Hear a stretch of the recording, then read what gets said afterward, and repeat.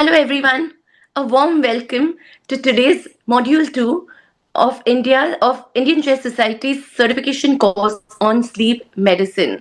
I'm so very happy that all of y'all have logged in huge numbers and y'all are supporting us wholeheartedly. This is an initiative by Indian Chess Society, and I'm so grateful to the entire governing body of Indian Chess Society for taking this initiative. To y'all, we bring today the best faculty we can get ever for today's module. We have absolutely who's who from our country who's practicing fabulous quality sleep medicine, and they will be sharing words of wisdom to us today, and they will make us become better clinicians. So, with this brief introduction, I would like to let you all know that today's module is on clinical manifestations and systemic manifestations of obstructive sleep apnea, which actually forms the basis of our practice in sleep medicine. I'm so grateful to SIPLA, especially Hitesh, for helping us drive this academic activity. With this brief introduction, I would like to call our today's champion speaker, none other than Dr. Murli Mohan. Dr. Murli requires absolutely no introduction whatsoever. Dr. Murli, as we know, he is currently the senior consultant and pulmonologist at the Narayani Health at Bangalore. He was earlier past president and HOD, B.R. Ambedkar Medical College, Bangalore. He has been immediate past chairman of API and also of the Karnataka chapter. He's got more than 100 papers, posters, and publications in national and international journals. He's the founder of Nightingale's Life Saving Services, which has trained over 90,000 persons in CPR in Karnataka, and this is just so overwhelming. And respect for you, Dr. Murli. I don't want to read other things because everybody really knows about him, but I want to say that he is a captain of pulmonary medicine. When it comes to sleep, he is absolutely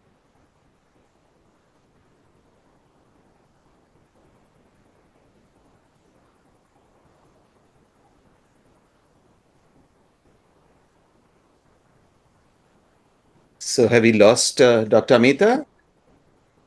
Dr. Murli, a warm invitation to you.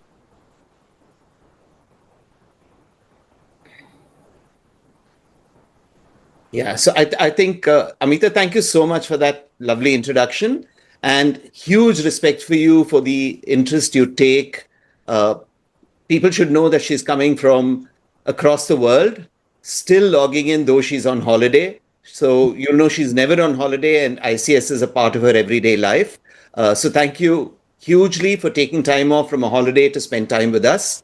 Without further ado, I'm going to emulate your example and start with the talk that I'm supposed to give today.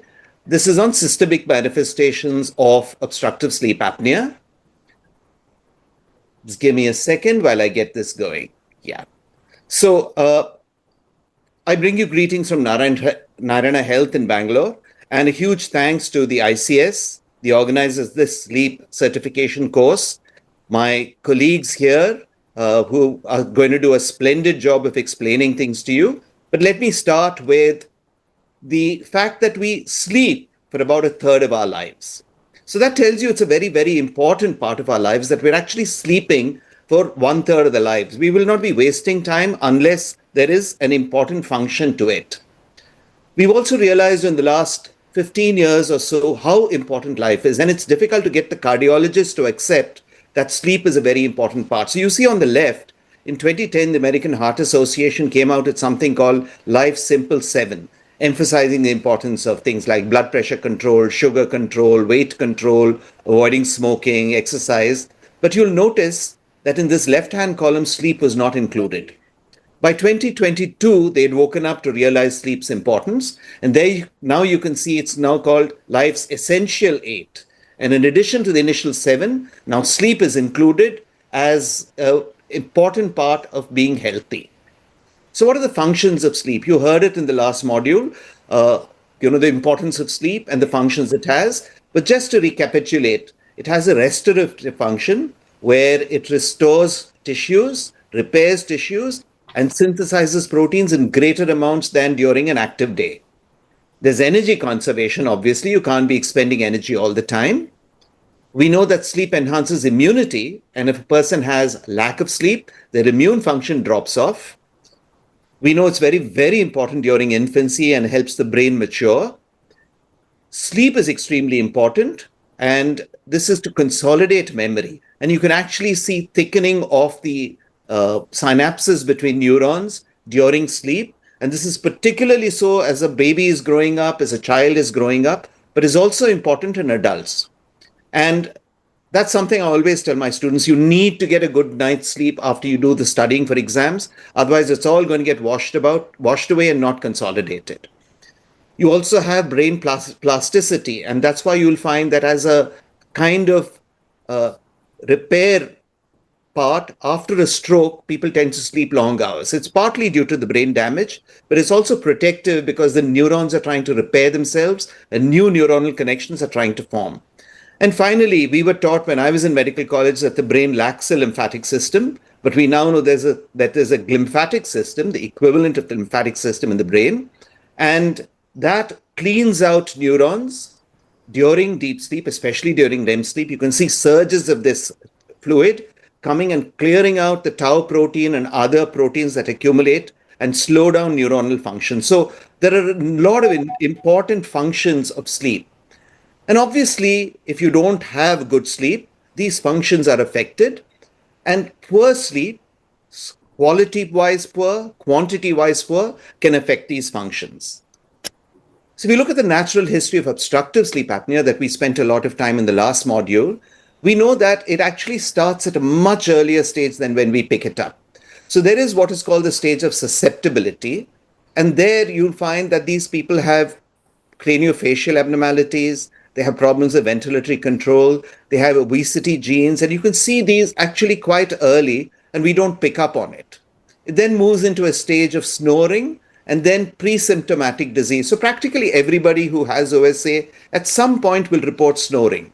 And strangely, I found that before we make a diagnosis, family members and patients will also always tell you that the snoring has actually come down recently. I have no idea why that is, but I keep hearing patients and families telling me that.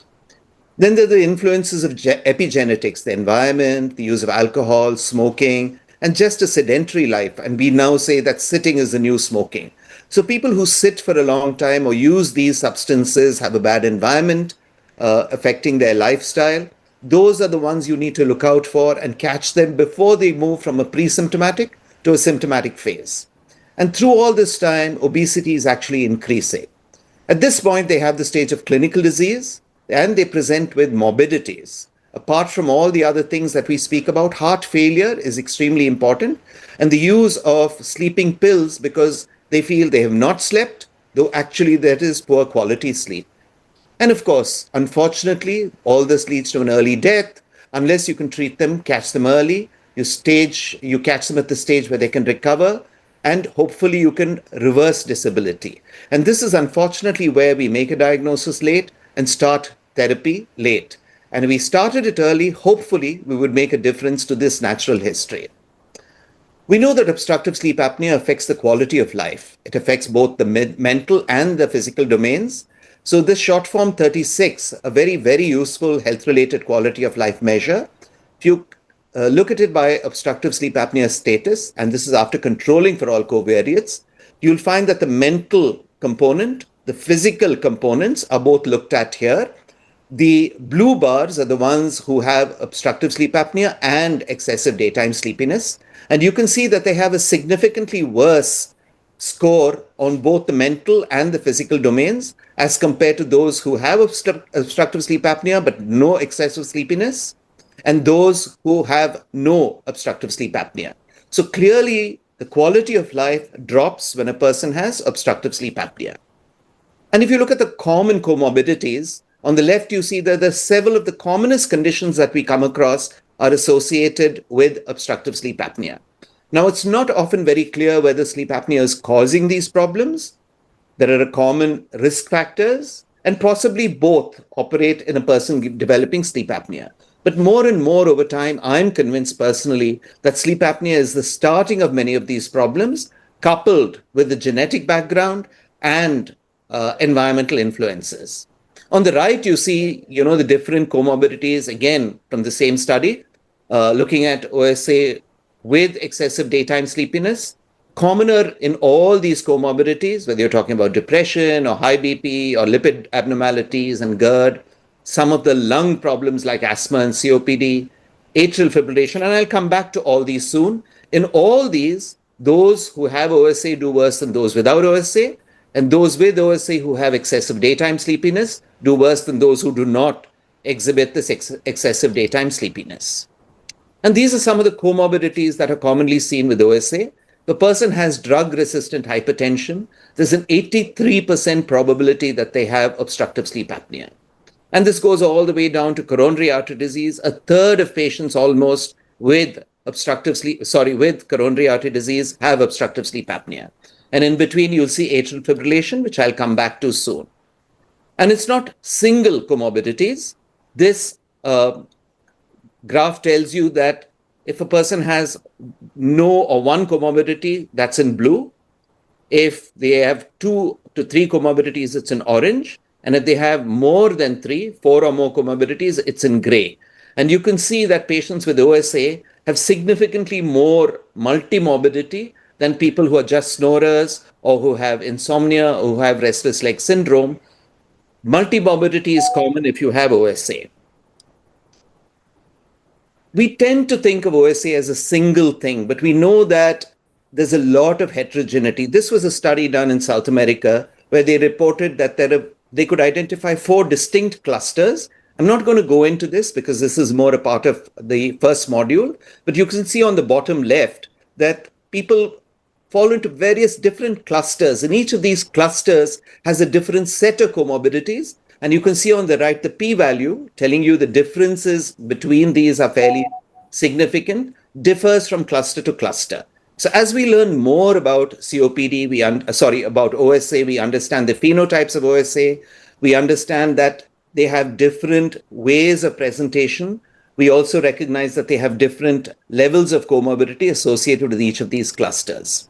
And these are some of the other clusters that go with it. And you can see that they differ in physical examination, in symptoms that they have, though there are some typical comorbidities, there are some typical symptoms and typical signs on physical examination cutting across the whole lot. This was a study we did several years ago. We presented it at the ERS, and you can see that almost 50% of patients with with OSA have diabetes.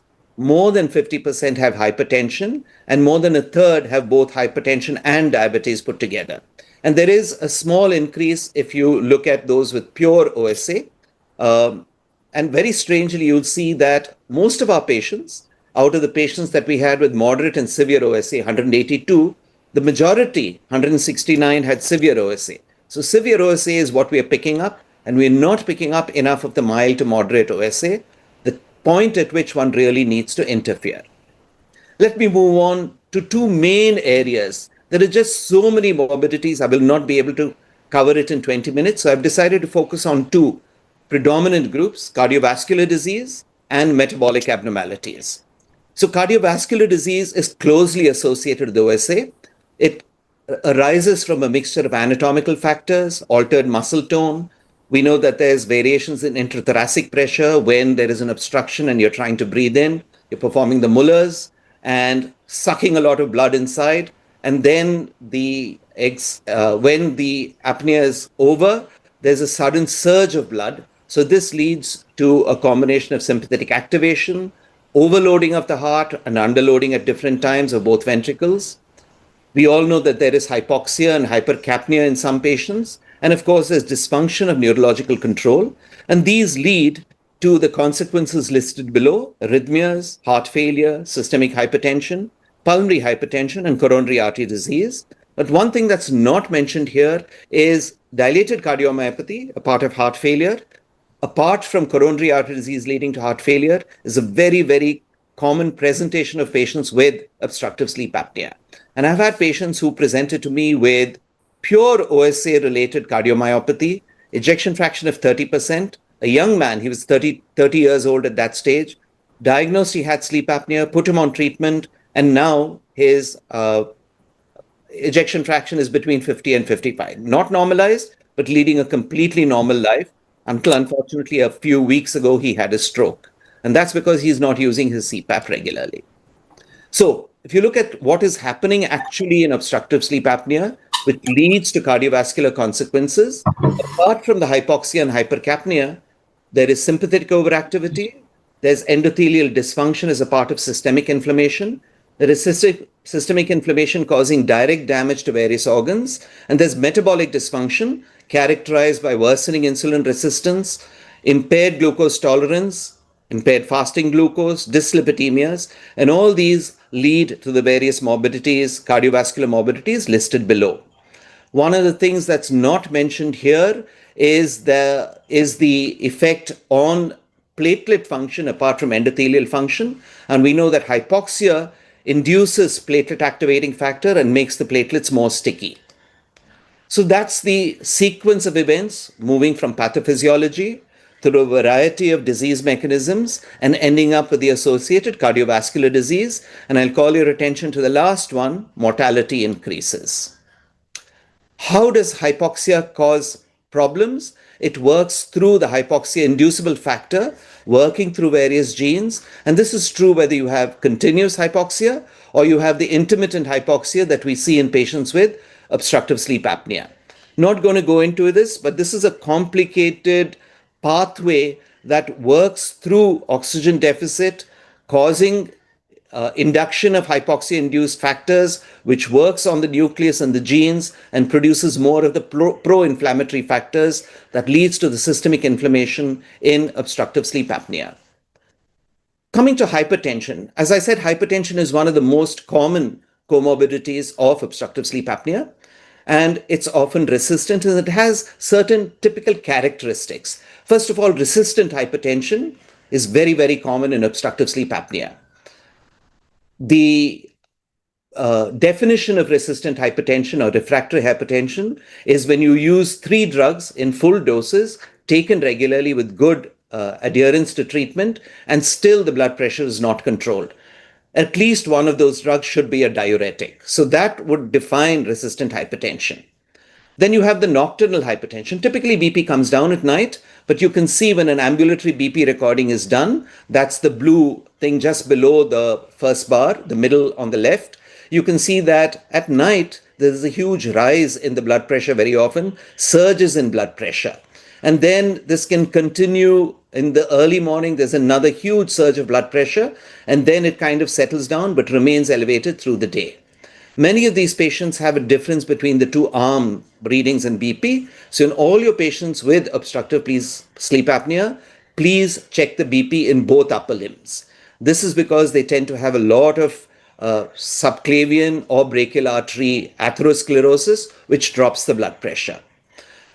They also suffer from endothelial dysfunction, as mentioned earlier, along with the increased arterial stiffness, and this leads to aortic dilatation, leading to either an aortic aneurysm or a rupture in the endothelium, leading to aortic dissection. Atrial fibrillation is common, and I'll come back to, but a classic feature is left ventricular hypertrophy. And more we are realizing that a lot of these patients present with diastolic dysfunction, or as we call it, heart failure with preserved ejection fraction.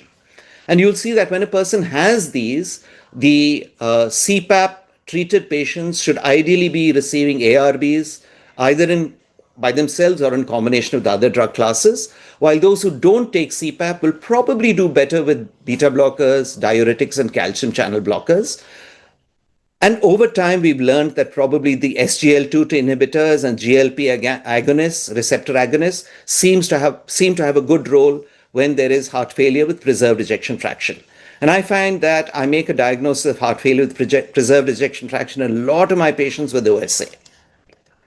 So the likelihood of having hypertension is not just common in OSA, its likelihood rises with the severity of the OSA, as the sleep heart study showed, one of the major studies available to us for a very long time. So how do you know your patients who have hypertension are going to respond well to obstructive sleep apnea treatment, CPAP in this case?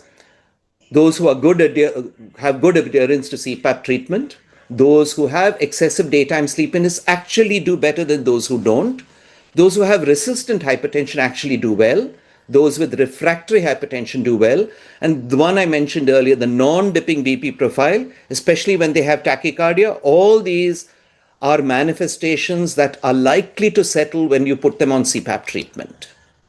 We know that if you look at overall, on the left, you have the cumulative incidence of fatal cardiovascular events. On the right, you have non-fatal cardiovascular events. The controls are at the bottom, the solid line. And those who have severe obstructive sleep apnea are with the dotted lines right on top, the little squares. Those are the ones who are most likely to have more fatal and non-fatal cardiovascular events. Those with milder disease also, that is the solid line, the thinner line in between. But when you put patients with obstructive sleep apnea, hypopnea on treatment with CPAP, they seem to do better. They almost catch up with the normal controls. We know that cardiovascular diseases start off as cardiometabolic diseases. And we look at all the risk factors on the left.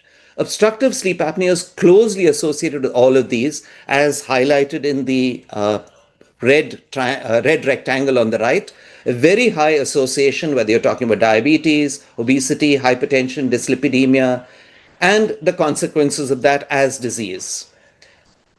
Almost all other parameters, including biochemical and demographic parameters, again, are worse in patients with OSA and worse in those with severe OSA. Pulmonary hypertension was present in about 25% of patients with OSA. OSA was present in 25% of patients with pulmonary hypertension, but very often this is group 2 pulmonary hypertension and not group 3 pulmonary hypertension. And again, this is as a consequence of the diastolic dysfunction, and many patients tend to have a mixture of both group 2 and group 3, a combined pre- and post-capillary pulmonary hypertension. Cardiac arrhythmias are common. This is a nice recording of a person who had a prolonged ventricular asystole. And then this is often followed by tachycardia when the apnea is over.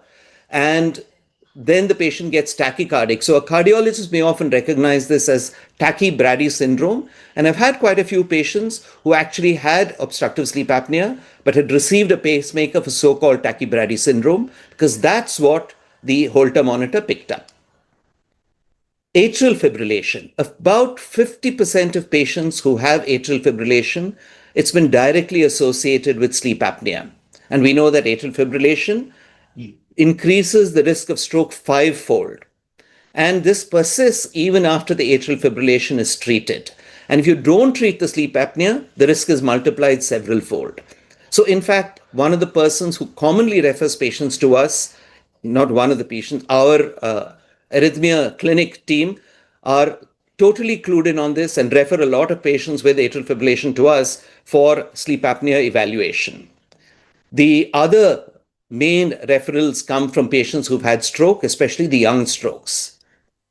So this is the sequence of events that happens. I'm not going to take you through the top, a lot of complex electrophysiology, but what is very clear is that you look at the bottom right, there is an increase in atrial fibrillation risk in those who receive just standard care, or whereas patients who receive treatment with CPAP actually do better, and they have a better survival free of atrial fibrillation.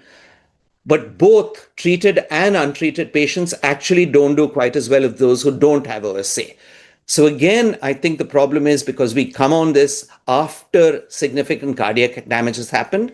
Atrial fibrillation is largely due to the left atrial enlargement that occurs, to the consequent changes in the size of the LA frequently, the consequent fibrosis, and that leads to the circus movement indicated in this, in the top right, left-hand corner, the last part which says fibrosis, that leads to circus movement within the atrium, and a consequence of this is atrial fibrillation.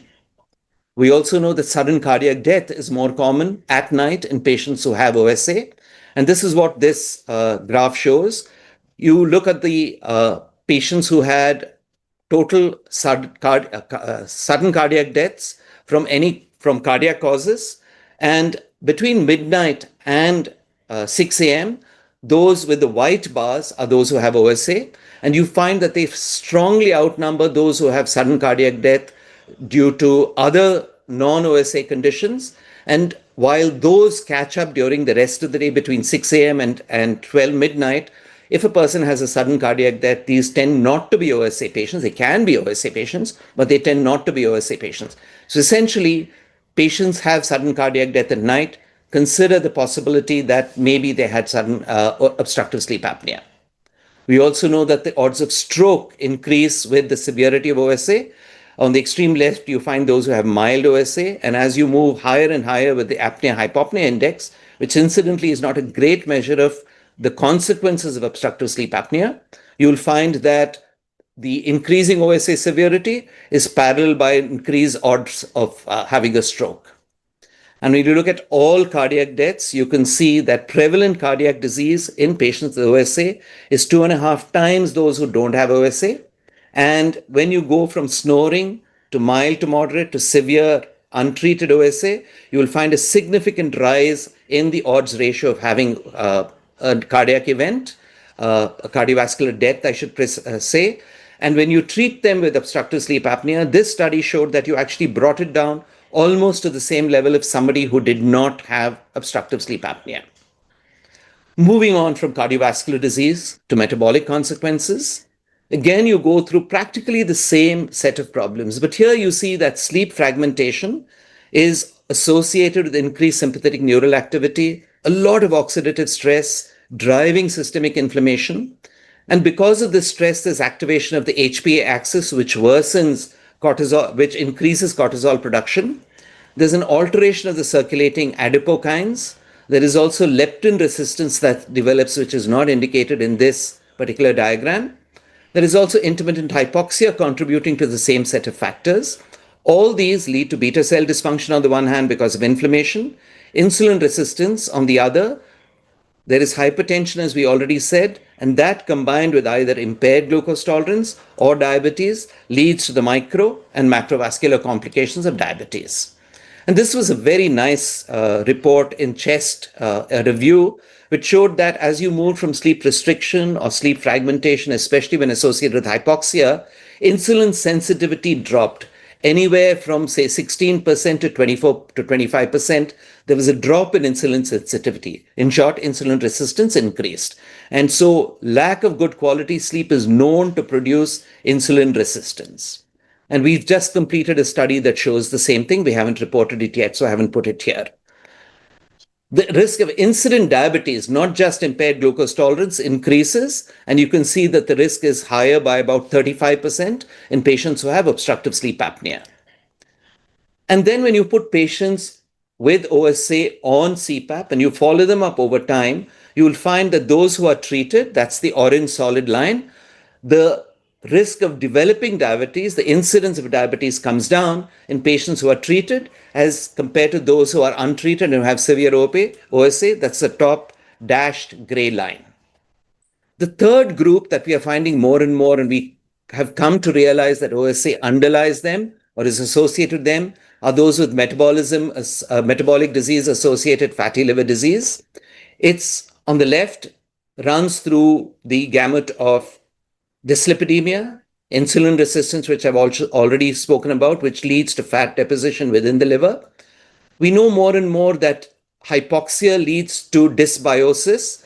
The gut microbiome changes, the gut epithelium becomes more leaky, bacteria move into the circulation and cause a whole lot of systemic consequences, including systemic inflammation. And there is death of cells due to all these factors, inflammation, apoptosis, and hypoxia put together.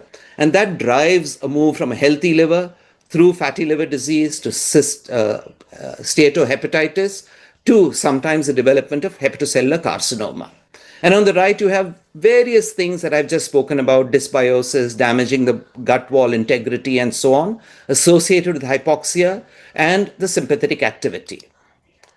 And we know that as one moves from simple snoring to mild, moderate, and severe OSA, the incidence of hepatic steatosis rises from 42% to 63 to 79% as the severity worsens. Even simple snoring, because it's often associated with obesity, is associated with fatty liver disease.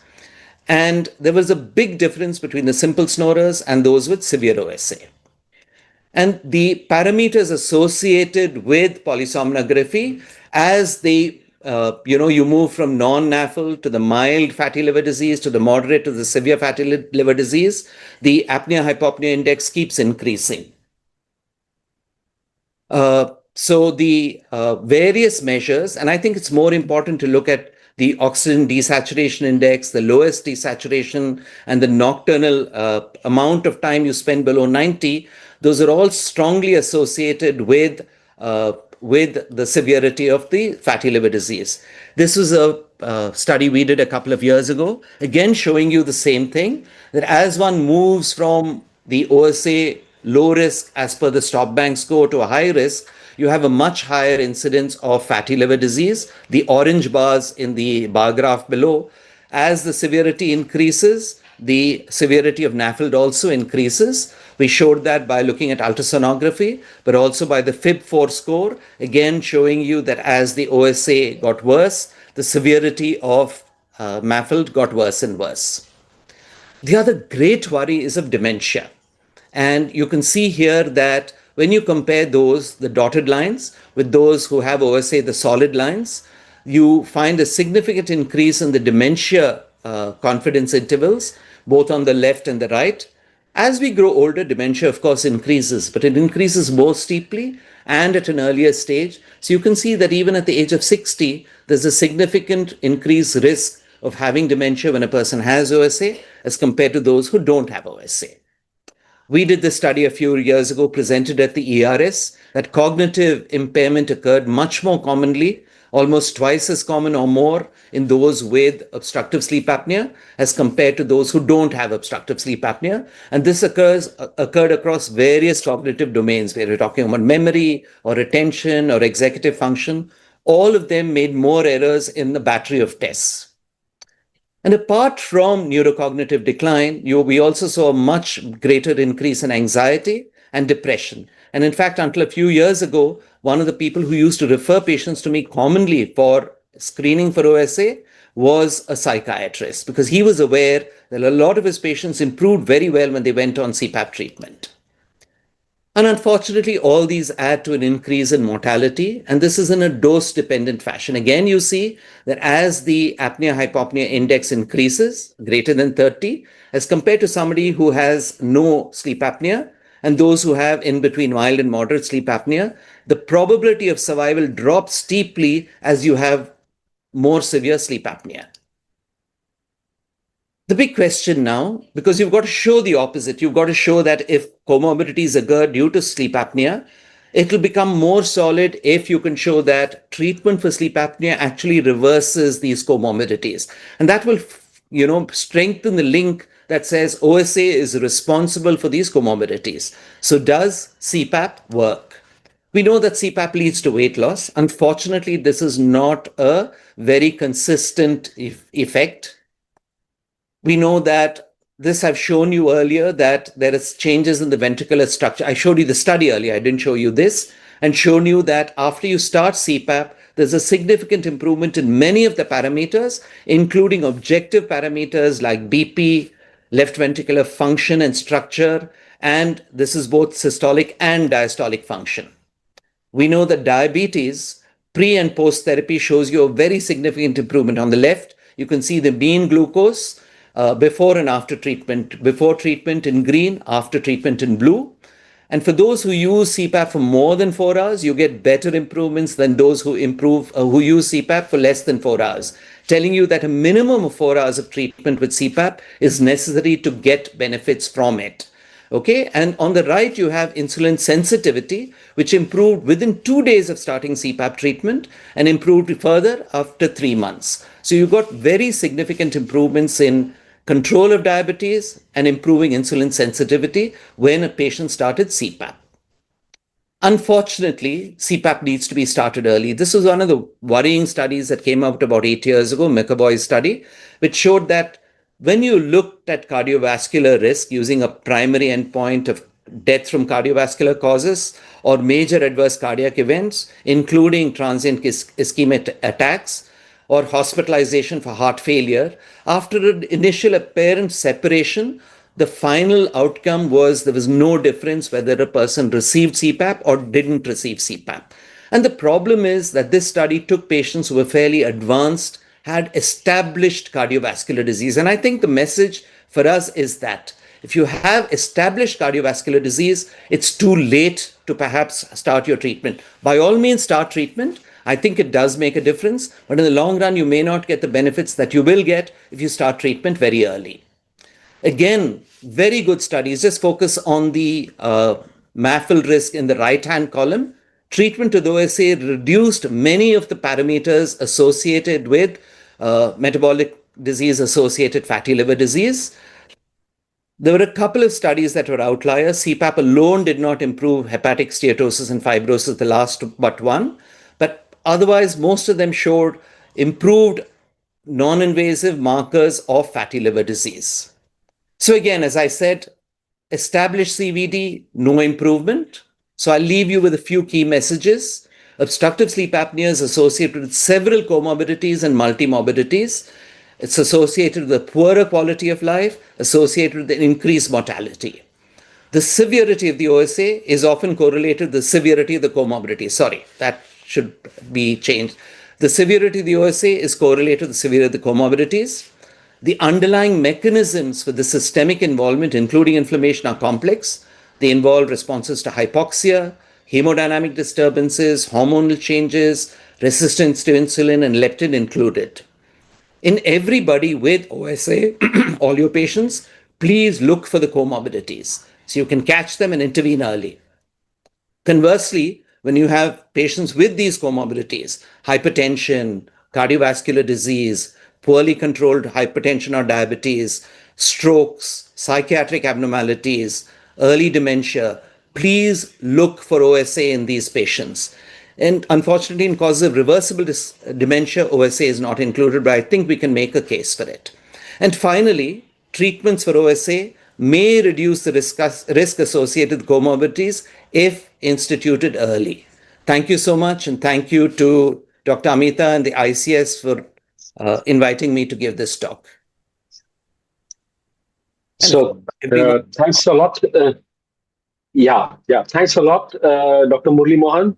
It's an amazing talk, and I think this was just a masterclass on obstructive sleep apnea, its comorbidities, why it is important to diagnose and treat obstructive sleep apnea, and what are its associations and limitations. And I think limitations, as which were highlighted towards the end, in my view, are possibly because of limitations of the studies, because what we see practically and what Dr. Murli Mohan mentioned was there's a tremendous benefit in patients who have, who are treated with CPAP all across, whenever, at whatever stage you find them. And of course, the message is also very clear that it should be instituted early and it should be started, and you should look for comorbidities. Now, to take this entire discussion further, and to look at sleep apnea and discuss sleep apnea from a much more broader perspective with an entire national experience. We've got an amazing panel today with a lot of experience and focus and passion about sleep apnea, who are going to help us, along with Dr. Murli Mohan, to discuss certain questions. So, Dr. Murli Mohan, you've already heard him, and he's his introduction is clear. And of course, his introduction became stronger after that amazing talk. So in the panel discussion, we've got with us four very experienced pulmonologists who are going to share and discuss their experience and literature and teach us about sleep apnea further.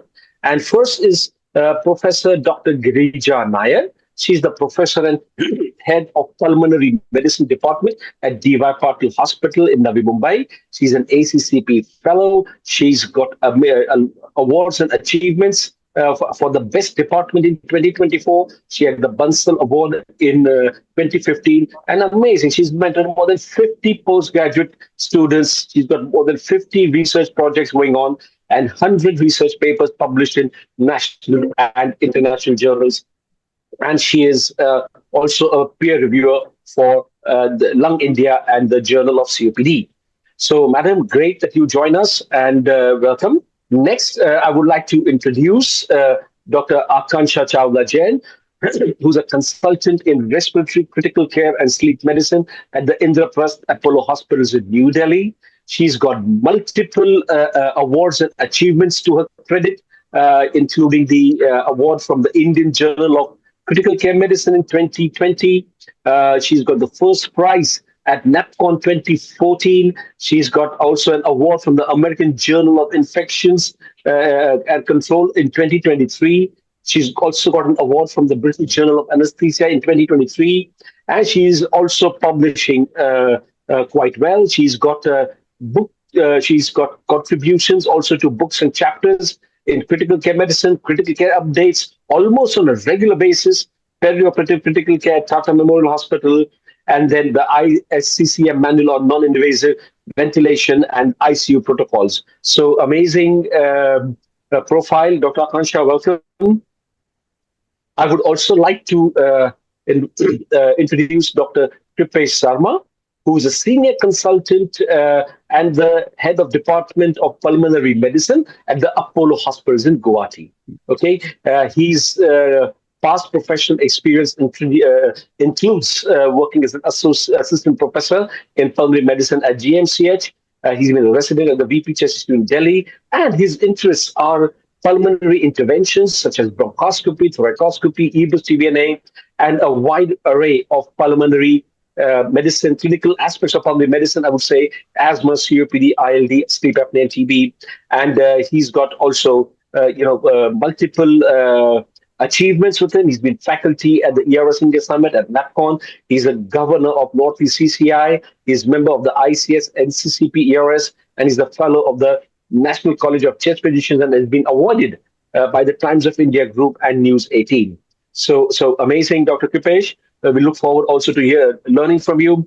And lastly, I would like to introduce Dr. Aruna Shanmuganathan, who is a professor at the Department of Respiratory Medicine at the Karpaga Vinayaga Institute of Medical Sciences, Tamil Nadu. And she's also a very senior consultant at the Apollo Clinic in Chennai and at the SRM Global Hospitals in Chennai. She's got nearly 25 years of PG and UG teaching experience, published more than 30 papers. She's also authored a chapter in book on pulmonary disorders in women. She's a peer reviewer for JAPI. She's completed the ATS and the ICS, McCord specialized training, clinical and operational research. And her special interest includes sleep medicine, and that's what we're going to learn, airway disease, ILDs, and pulmonary rehab. So with that introduction, I would now like to move on to the panel discussion. I need to stop. Can I interrupt you for a second, Prashant, and introduce you? Okay. Yes, so, thanks. Can I have the slide for the formal introduction? But let me start. Prashant is, of course, a wonderful speaker, one of the most respected interventional pulmonologists from Mumbai. We've seen him publish papers in interventional pulmonology repeatedly. He was trained, of course, in Bombay and went abroad for his interventional pulmonology training to Switzerland, where he's worked with some of the finest interventional pulmonologists in the world. And he's carried that experience and developed it to a greater level. So, Prashant, it's wonderful to have you, moderate the session, and we're looking forward to it. Okay. And of course, yes, Prashant, yes. So I've known for a long time also. So yes. Dear friend, Murli, dear friend. Yes. So thanks a lot for that introduction. And now we move on to the panel discussion. And I think the panel discussion will also touch upon certain points which Dr. Murli mentioned, and albeit in a little bit more detail. So the first question which I would like to ask, or the point to discuss is with Dr. Girija. What is the definition of OSA? What is the prevalence in India and the world? Ma'am, you're muted. Yeah, you need to unmute, Dr. Girija. Yeah.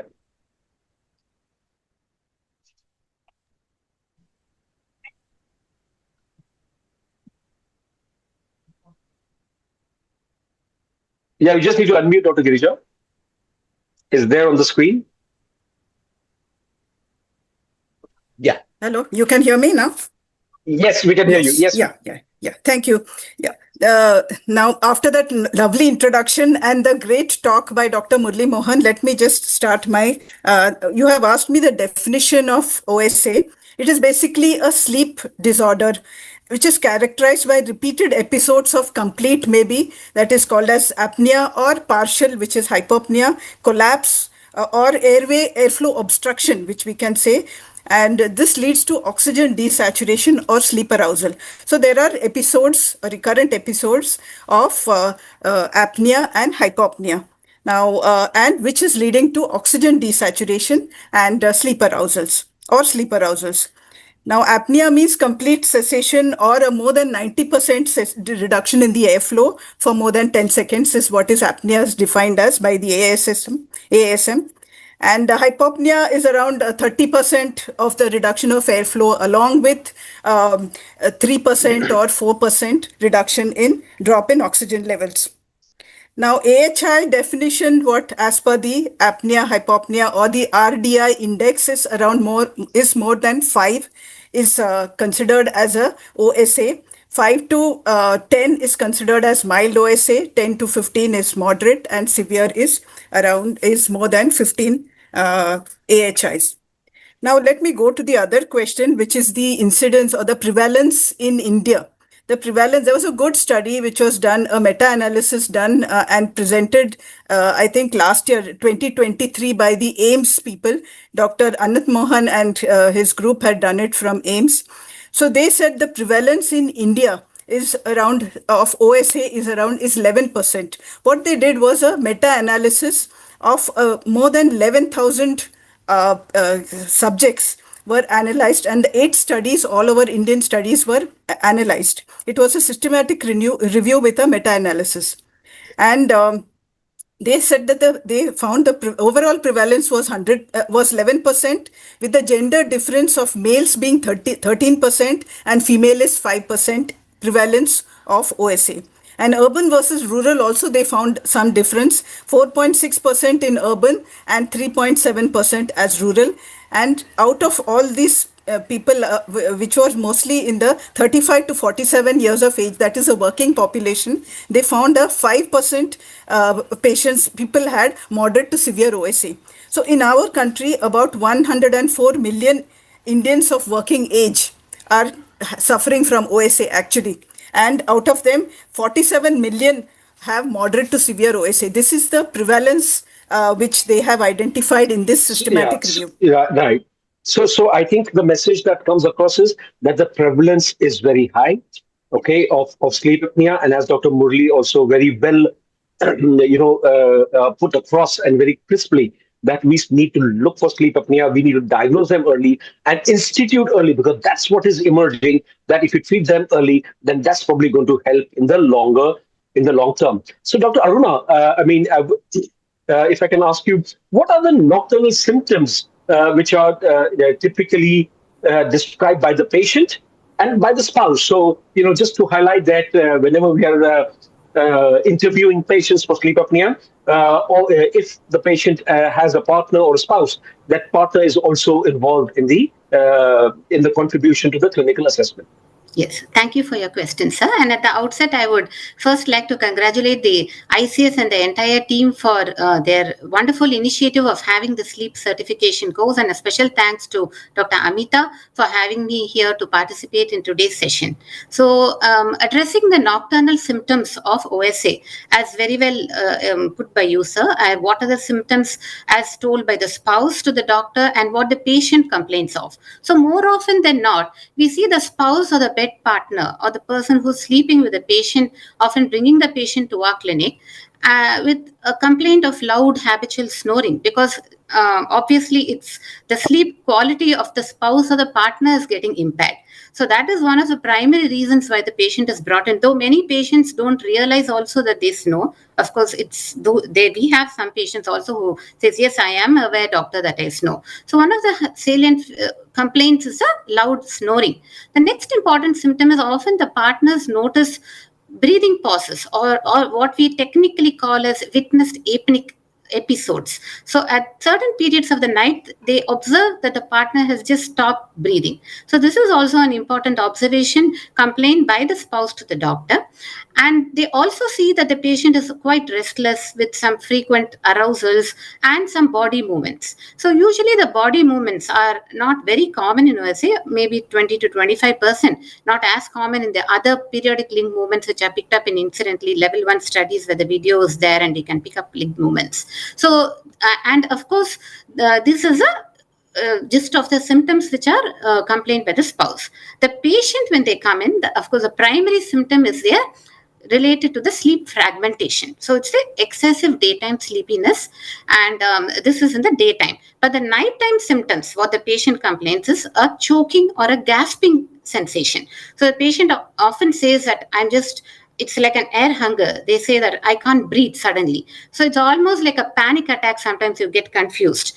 And they also complain of frequent awakenings, arousals, and nocturia. Probably in sleep apnea, one of the hypothesized mechanism is atrial stretching, which leads to increased release of the ANP, and that leads to the secretion of sodium secretion in the urine, probably contributing to the nocturia. So these are the common symptoms that patients at night complain of. Of course, there is a huge list of differential diagnoses for these gasping or choking attacks. And frequently, they also have abnormal breathing patterns also. Like this is frequently observed in children. Parents complain that children often have paradoxical breathing, or they sleep with a hyperextended neck and so forth, or mouth breathing. And patients also do have nocturnal symptoms of a dry mouth or a sore throat when they awaken at night. So this is in summary the important symptoms as told to the doctor by the spouse and by the patients. So I think that's very well covered. I think from the symptoms perspective, and what I would like to ask Dr. Kripesh is: are there any differences between men and women? Yes, sir. I'd like to ask Dr. Kripesh. Dr. Kripesh, please. Yeah, thank you. Thank you, sir. First of all, I like to congratulate Indian Chest Society, particularly Dr. Amita ma'am, for this very wonderful course on sleep medicine. So there are a little bit difference between men and women regarding presentation in OSA.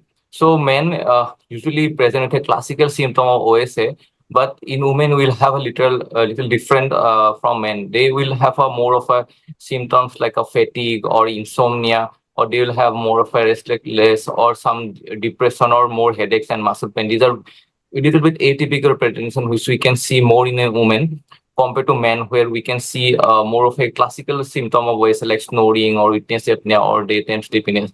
So these are the major difference where in clinical presentation of OSA among men and women.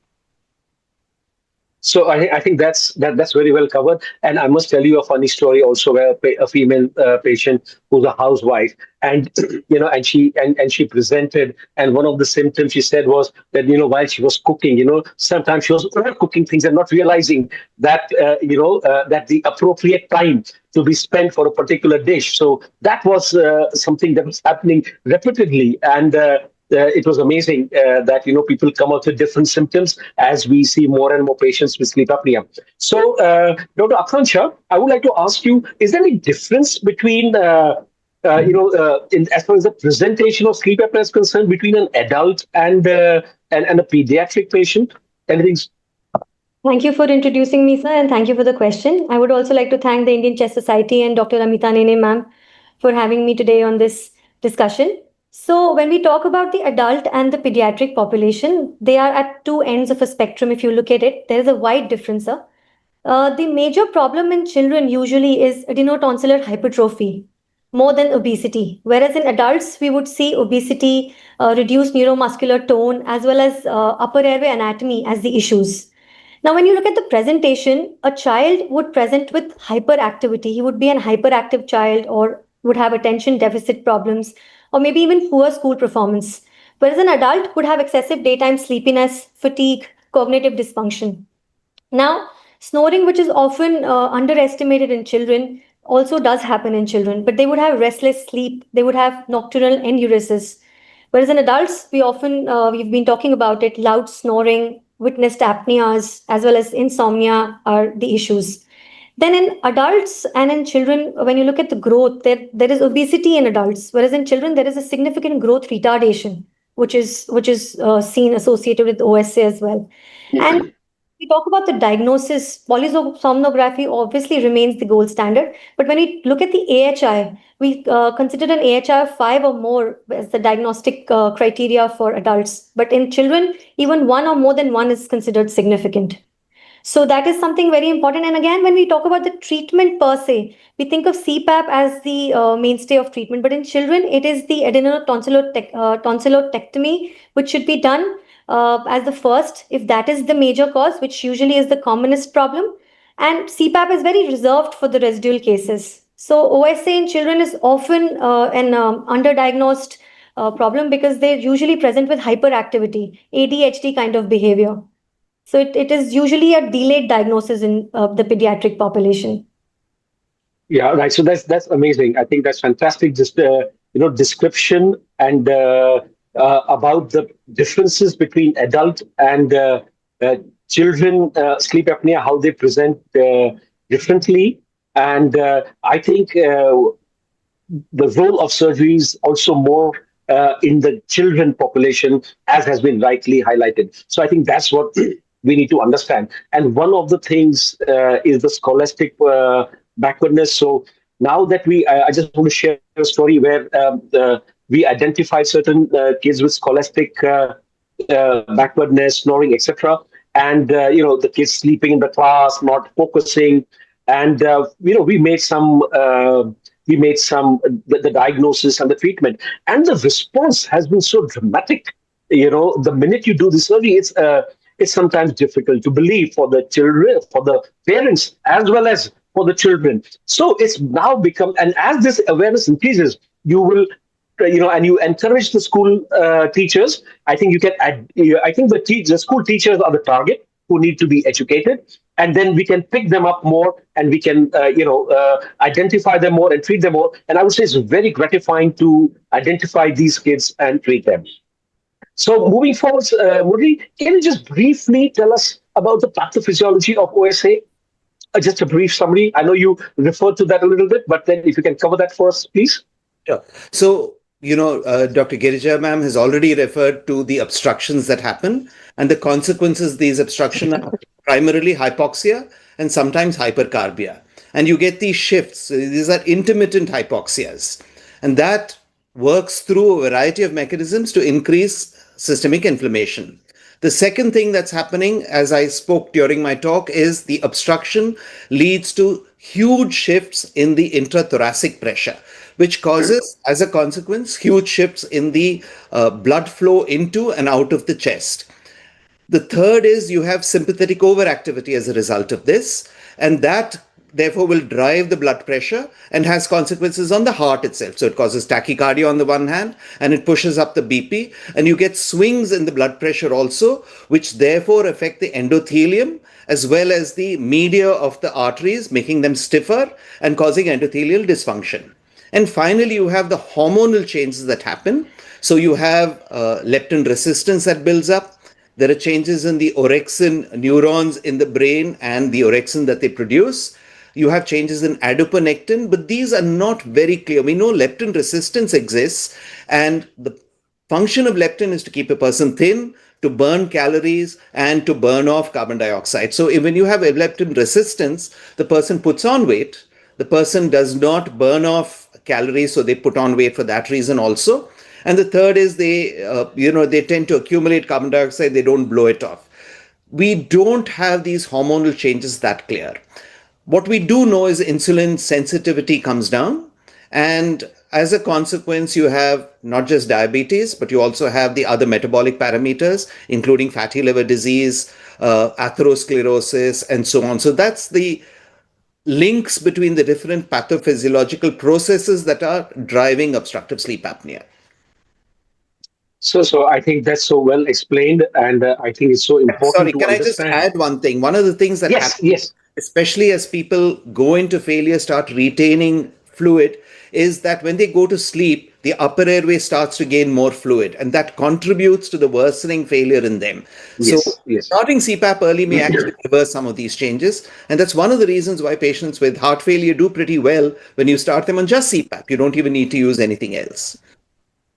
Yeah, so if you want to just take the one of the question which has come in the chat boxes, how is heart failure with preserved ejection fraction diagnosed? My cardiologist seldom gives that diagnosis, and I think I think this has been already partly explained by Dr. Murli. And NT-proBNP is a very good method where you can you can diagnose cardiac failure, and these individuals on 2D echo may still show a preserved ejection fraction, maybe 50, 55, or 60%. So, Dr. Girija, now can you very briefly tell us about the Epworth Sleepiness Scale?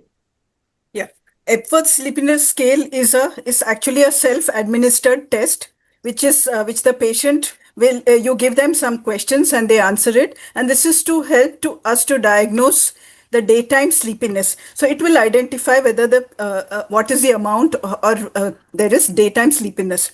So there are a few questions. There are 8 questions which we give, and they are recorded from 0 to 3 points. They are given, and 0 means he does not have any chance of dozing or falling asleep, and 3 is he has very high chance of dozing or falling asleep in the different settings.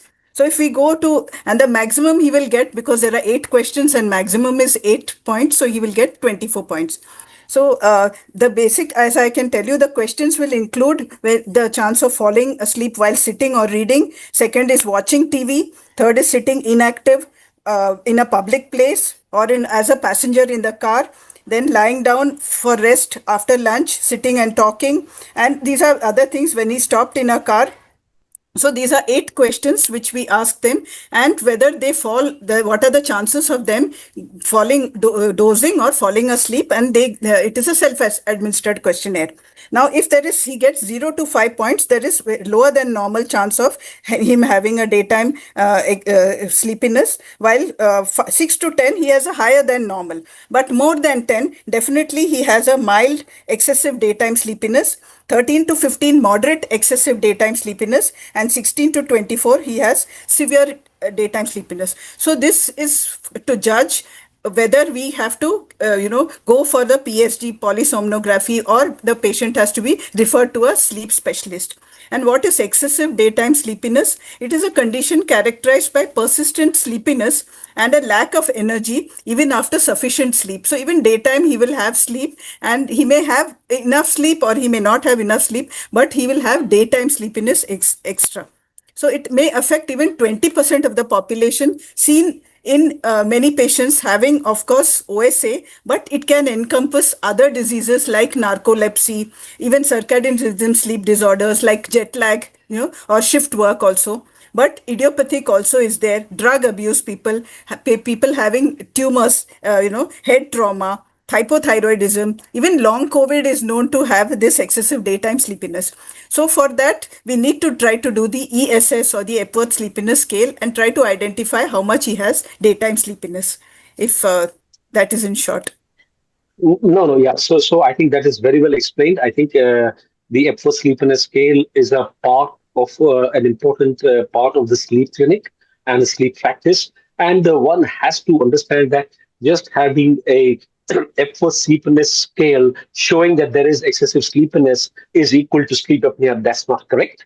I think the ESS just tells you the degree of sleepiness that individual has. And of course, if there's a pre-test probability of sleep apnea, then yes, you're going to go and do the required things to diagnose sleep apnea. But if that individual does not have sleep apnea, then it should not be left alone. You need to work it up further. And therefore, now to take it this point further, I would like to ask Dr.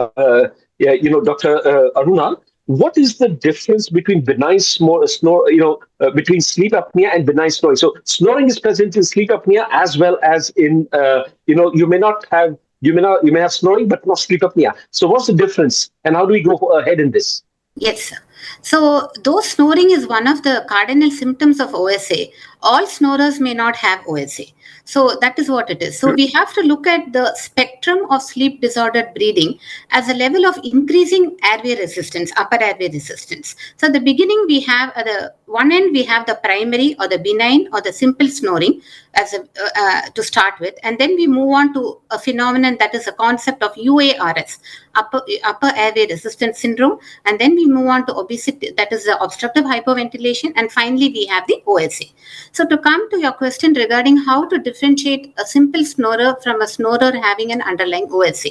So the simple or the benign snoring, as you have put it across, is not associated with the classical symptoms of OSA.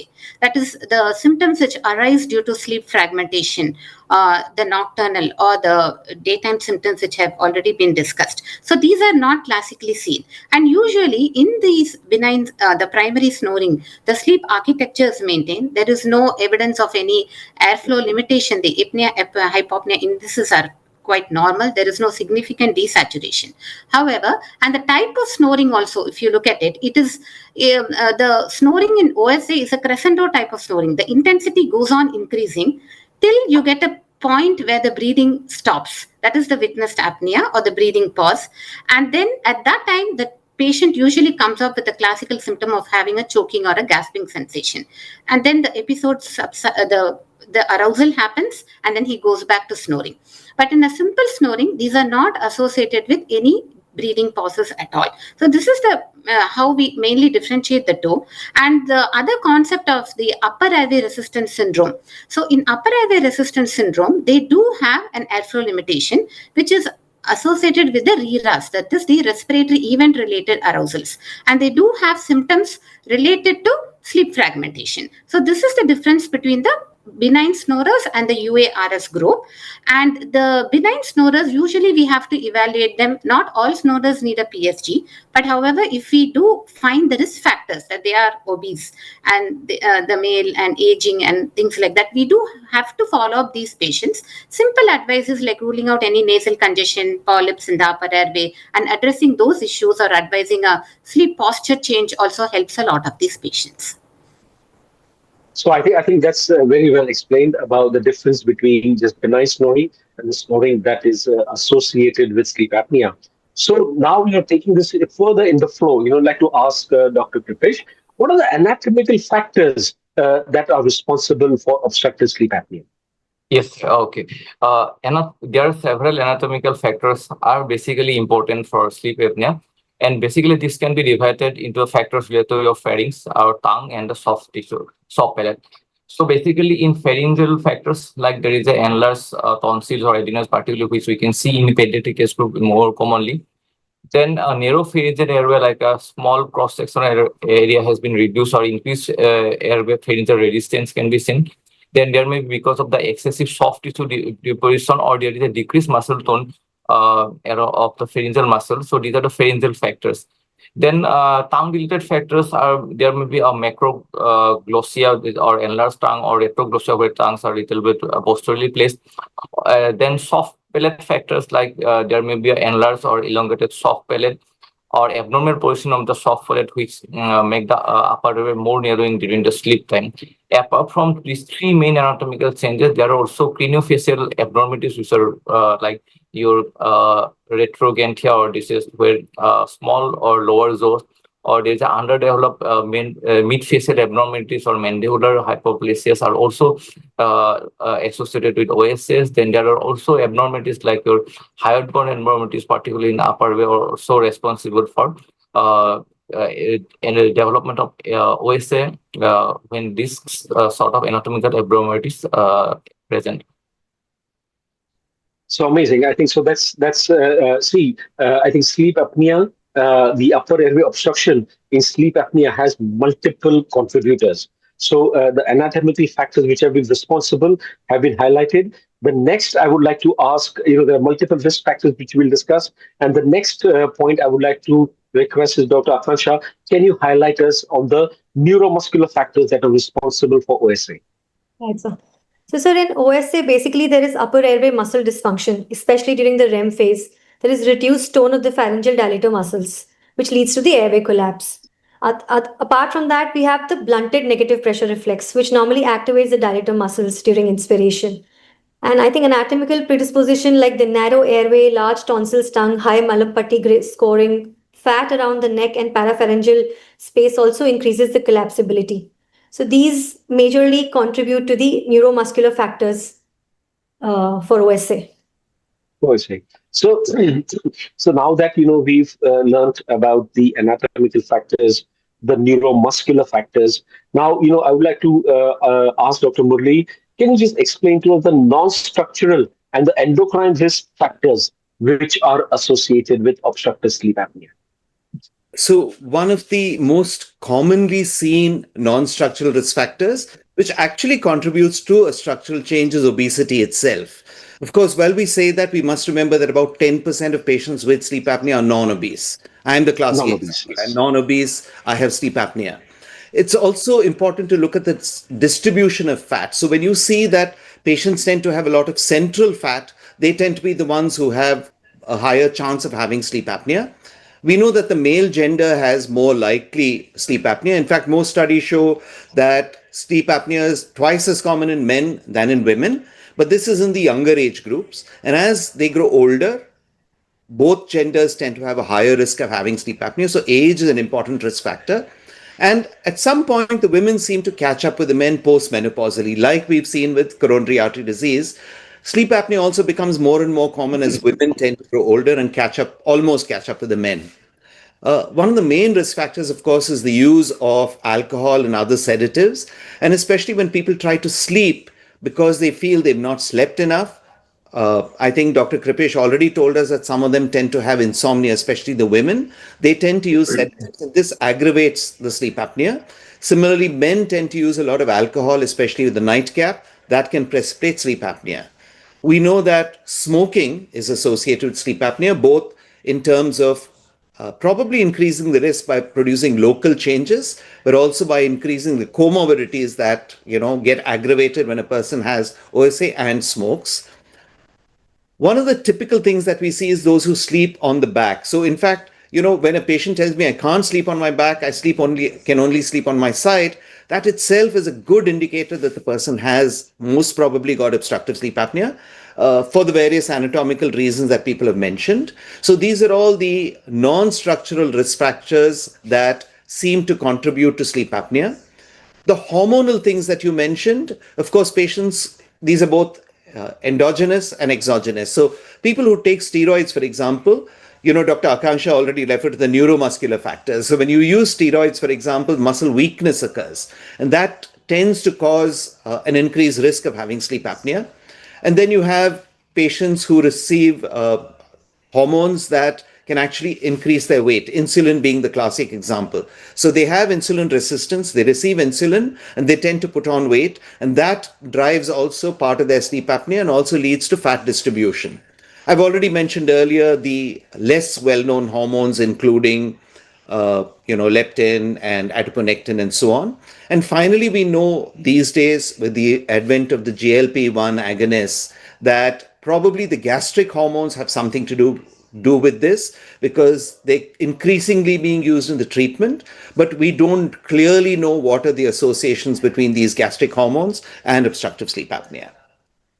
So I think that's very well explained about the non-structural as well as the endocrine factors. Dr. Murli also mentioned about sedatives. I'd like to go back to Dr. Aakanksha. Can you tell us, explain a little bit more in detail about how the use of sedatives affect obstructive sleep apnea? Sorry. So, sir, I would like to emphasize here that sedatives are highly contraindicated, should be avoided as much as possible. Yes. These patients, they should not even be thought of.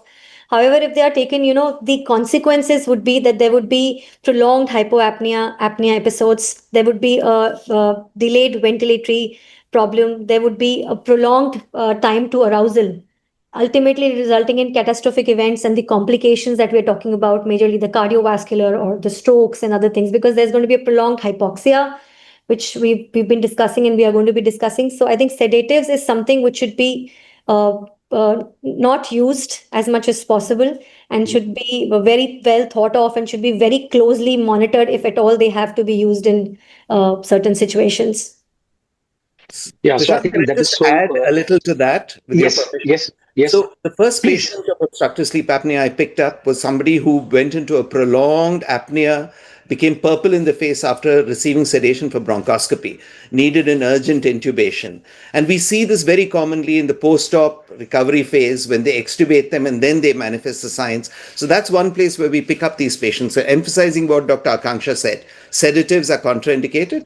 Where they are necessarily have to be used as in a operative situation, you need to monitor these patients very carefully as you take them off sedation.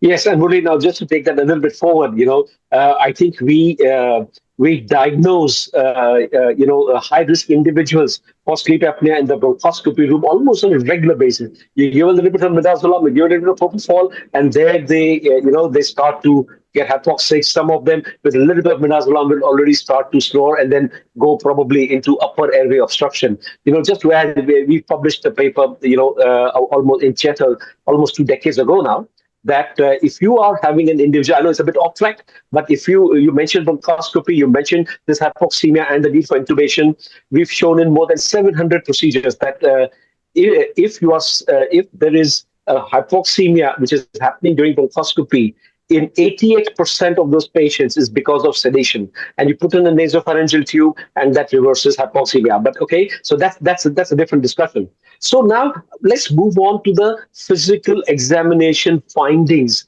in individuals having sleep apnea. And here I've got questions in two parts. The first part question I would like to ask Dr. Girija about what are the typical examination findings that you come across in a patient with sleep apnea. And the next, important Malapatti scoring is something which I'm going to refer to Dr. Aruna following that. So Dr. Girija, if you can just tell us briefly about the physical findings.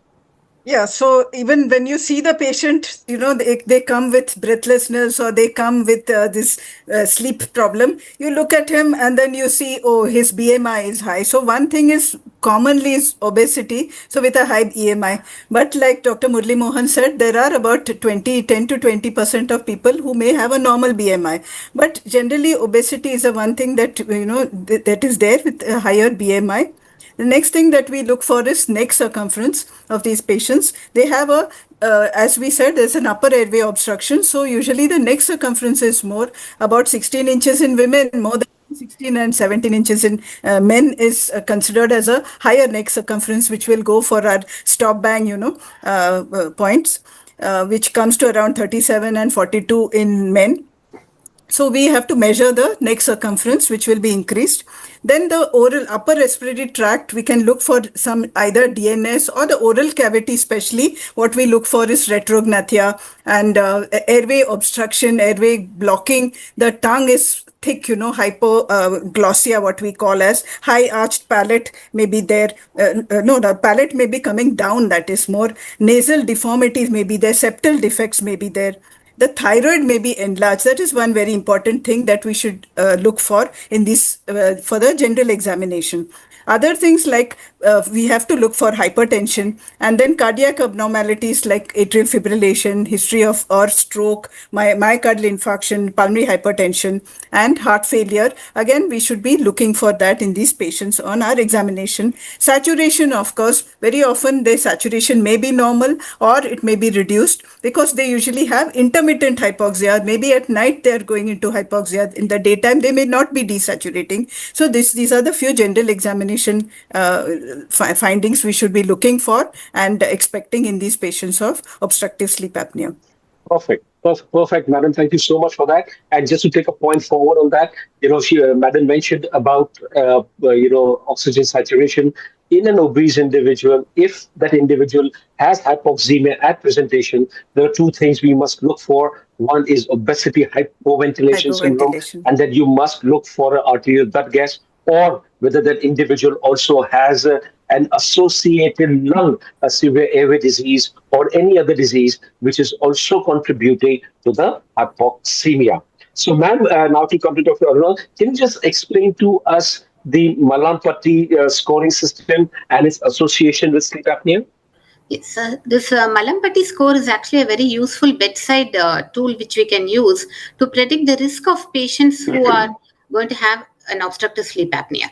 So basically, the score was mainly designed to predict the risk of difficult intubation, but this is also being used to predict the risk of assessing the OSA. That is by visualizing the soft tissue or the oropharyngeal structures when asking the patient to open their mouth and protrude the tongue. There is actually a modified Malampati score, also known as the Friedman score, but it's almost the same. It's just that the patient is asked to open the mouth. So there are it has been shown in studies that the class 3, there are basically 4 classes, class 1 to 4. So in the class 1, we see the anatomy of the oropharyngeal structures, wherein the soft palate, the uvula, and the fascial pillars, that's the tonsils, are very clearly visualized. In the class 2 grade of Malampati, the soft palate and only the base of the uvula and the tonsils are hardly visualized. Moving on to the higher grades, and the grade 3, you hardly see the even the uvula, but in the grade 4, only the hard palate is seen. So the class 3 and 4 are the predictors of having a higher risk of a OSA. And it's shown that as the Malampati grade or the scale increases, there is a 2-fold odds of having an OSA. But we generally don't use it as a diagnostic tool for OSA. We use it as an adjunctive or a supportive tool in supporting the diagnosis of OSA. Yes, and I think I think I agree with you. Malampati score is very important. It helps us in the assessment of the patient contributes to the pre-test probability. But for the pre-test probability of obstructive sleep apnea before you subject them to a polysomnography. But I think there's one more important thing is that if we put Malampati score in our in our SOP, then we are going to examine the oral cavity. And, from time to time, it's not unusual to find an adult with big tonsils. Okay. So I think in that case, the game completely changes. It's not very common, but we see them on time to time. And therefore, it's extremely important to examine the oral cavity in detail, not only in children, but also in adults. So now, I would like to come to Dr. Kripesh. Patients have symptoms of nocturnal enuresis. Patients have morning headaches. They have saliva dribbling down, in the mornings. And often, our residents will ask, or even the patients will ask, So can you just explain to us the mechanisms behind this? Yeah, yes, sir. So basically, what happened during the obstructive event for nocturnal enuresis, there's a pressure-induced nocturnal enuresis. Basically, what happened, there is an increased secretion of active natriuretic peptides, and this occur basically because of the obstructive event. This leading to your salt and water retention and increased excessive urine production at the night time. Secondly, there is also because of a disruption of the sleep that also potentially affect the bladder ability to regulate urine production and bladder control. And these are the two mechanisms through which there are possibility the nocturnal enuresis occur in OSA patient. Then morning headaches mostly occur basically of two possible mechanism. There is a cerebral vasodilation, which is basically induced by the hypoxia during apnea attacks, and which cause a vasodilation and cause morning headache. And secondly, there is a sleep fragmentation also, which disrupt the sleep architecture and likely to cause morning headache. And then if you go for the dry mouth, basically most of these OSA, these are mouth breather, and because of the mouth breathing, and also there is a disruption in the salivary gland function. There's an increased salivary gland secretion that will cause dribbling of saliva, and also because of the mouth breathing, there's a dryness in the mouth. These are the basic mechanism behind this different presentation of OSA. So I think it's so simply explained, Dr. Kripesh. Thank you so much for that. Explaining the mechanisms behind the symptoms, and the minute you talk about these mechanisms, somehow it really helps us the understanding better and a resolve towards sleep apnea better. So now moving a little bit further from the mechanisms, what you said, let to come to Dr. Aakanksha. Dr. Murli Mohan did refer to the neurological problems that a sleep apnea patient can face. But I would like to request you to, if you can just a bit expand on the neurological complications of obstructive sleep apnea? So, sir, we've been talking about the obstructive sleep apnea. We know that there is chronic intermittent hypoxia, there is fragmentation of sleep, which leads to neuronal apoptosis. It also leads to impaired neurotransmitter balance. Commonly, there is a cognitive dysfunction, which you would often see the relatives or the patient complaining that there is impaired attention, there is frequent memory deficits, memory loss. The patient becomes more forgetful, is not attentive, one of the most common presentations which you would see. Then there are mood disorders, as Murli Mohan sir quite nicely elaborated it during his talk, that a psychiatrist knows that if he would give CPAP to his patient, it would be better. These patients have a lot of anxiety and depression. And when this is combined with excessive daytime sleepiness and fatigue, it's often ignored. It is often overlooked. And this is another problem with with the OSA patients. Then there is increased risk of stroke, both the first as well as the recurrent stroke. We've been talking about mechanisms of blood pressure surges, endothelial dysfunction, arrhythmias. So these patients are much higher at a higher risk for developing strokes. And then because of this hypoxia and sleep fragmentation, the seizure threshold is lowered. So treating these patients with actually improves their seizure threshold, especially in patients who have drug-resistant epilepsies as well. Yeah, so I think, thanks a lot, Aakanksha, for that. And, clearly, again, to reemphasize that in individual with sleep apnea who've had a stroke, and if you don't treat them, then there were higher chance of getting the second stroke. So I think that's something very important. So now, I would like to come again to Dr. Murli. Murli, you mentioned about the cardiac problems associated with individuals having sleep apnea. So again, I would like to just request you give some key messages on that. And there are some questions from the audience also, if I may just push them also towards you, is what are the incidence of CKD and renal artery resistance in case of OSA with hypertension, diabetes, without any other cause of CKD? So if I may request you to combine both of them. So the cardiac problems first. Coronary artery disease in all its manifestations, stable angina, unstable angina, going on to major adverse cardiac events, well known to be associated with the OSA, and hopefully reversing when you treat them with CPAP. Unexplained heart failure, dilated cardiomyopathy, extremely common. And if a person has dilated cardiomyopathy and comes to us with the cardiologist saying normal coronaries when I did his coronary angiogram, always look for evidence of obstructive sleep apnea, and you'll find it surprisingly common. Systemic hypertension I've already referred to, especially if it's refractory. Pulmonary hypertension, the other risk factor. But a large number of patients come to you with arrhythmias, and these arrhythmias can lead to stroke, which Dr. Aakanksha has referred to, and atrial fibrillation is prime among them. So almost 50% of patients who have atrial fibrillation present with stroke, and vice versa. If you catch a person with stroke and you do, especially a young person, so that's the other group that you'll find with atrial fibrillation very commonly among them. Remember that the atrial fibrillation is not continuous. These patients have paroxysmal atrial fibrillation. So, you'll have to monitor them either with a Holter or a loop recorder, event recorder. But more and more these days, patients come and tell me, my smartwatch has told me that I have atrial fibrillation episodes. And this is particularly among patients with sleep apnea who are not using their CPAP. So, modern technology is very useful. So this is the range of cardiovascular problems. And I'm not spoken about peripheral vascular disease, which again is probably associated with OSA, again as a part of the, obesity, atherosclerosis, endothelial dysfunction, platelet stickiness that is driven by this systemic inflammation. So they also tend to have a higher problems with peripheral vascular disease.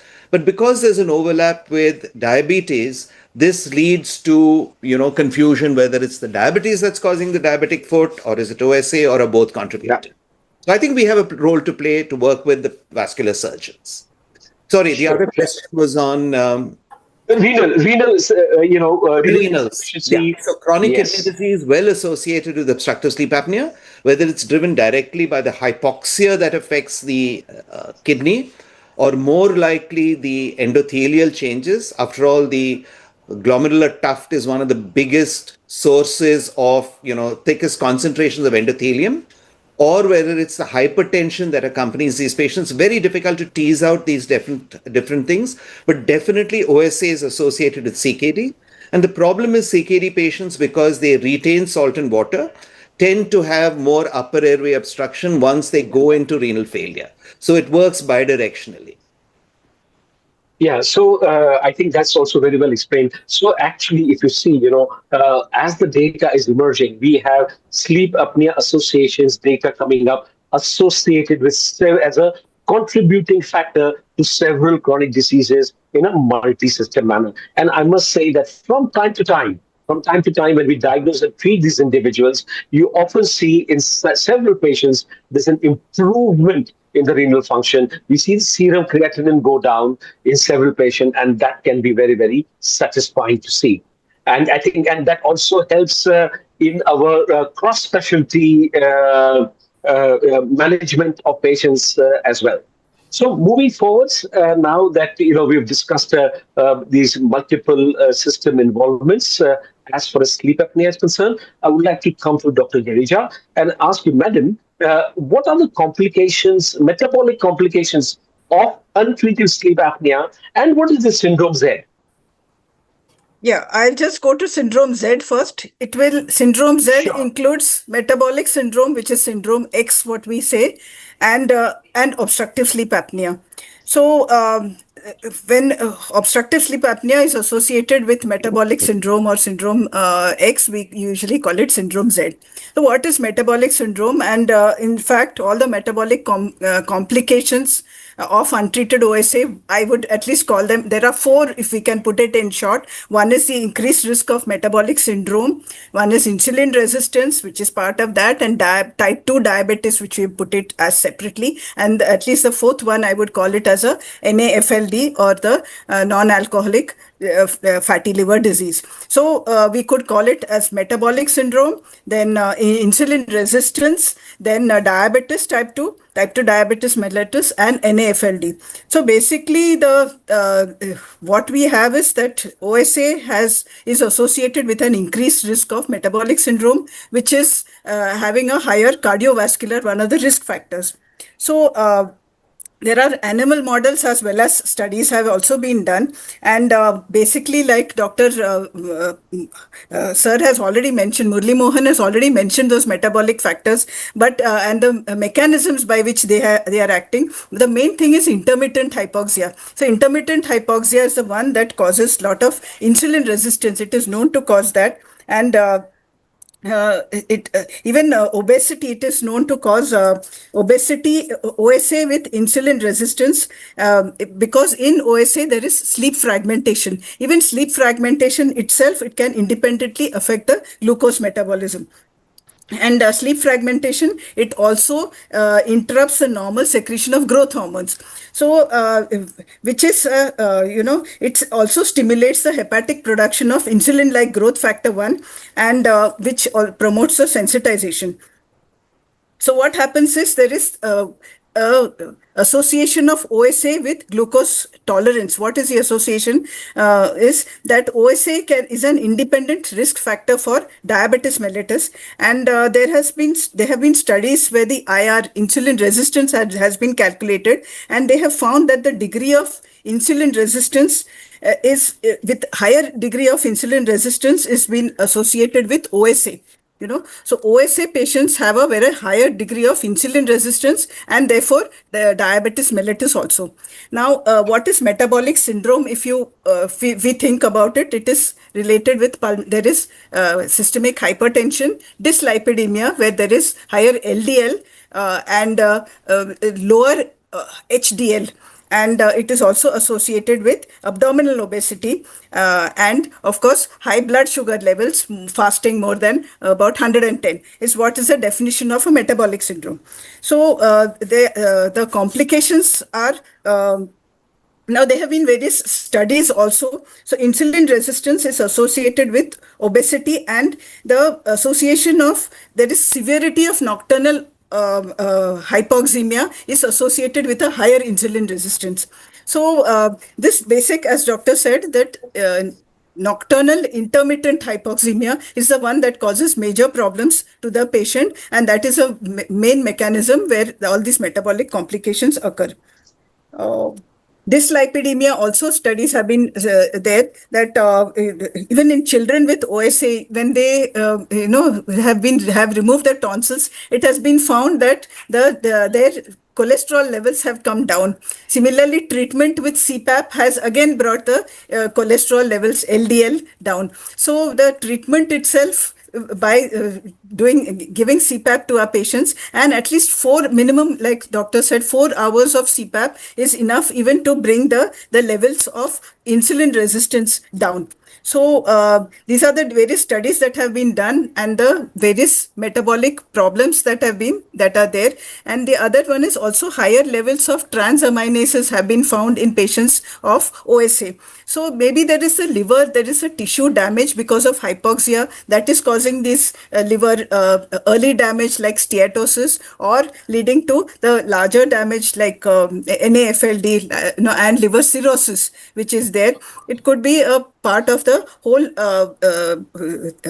whole what you can say spectrum of disease that can happen directly because of OSA, also maybe because of the tissue damage which due to the hypoxia, or oxidative stress is the other thing that is the major mechanism which is causing the liver NAFLD that can be there. So metabolic syndrome, insulin resistance, diabetes, and NAFLD, these are the 3 or 4 different metabolic basic problems that can occur in OSA, in the patients or subjects having OSA.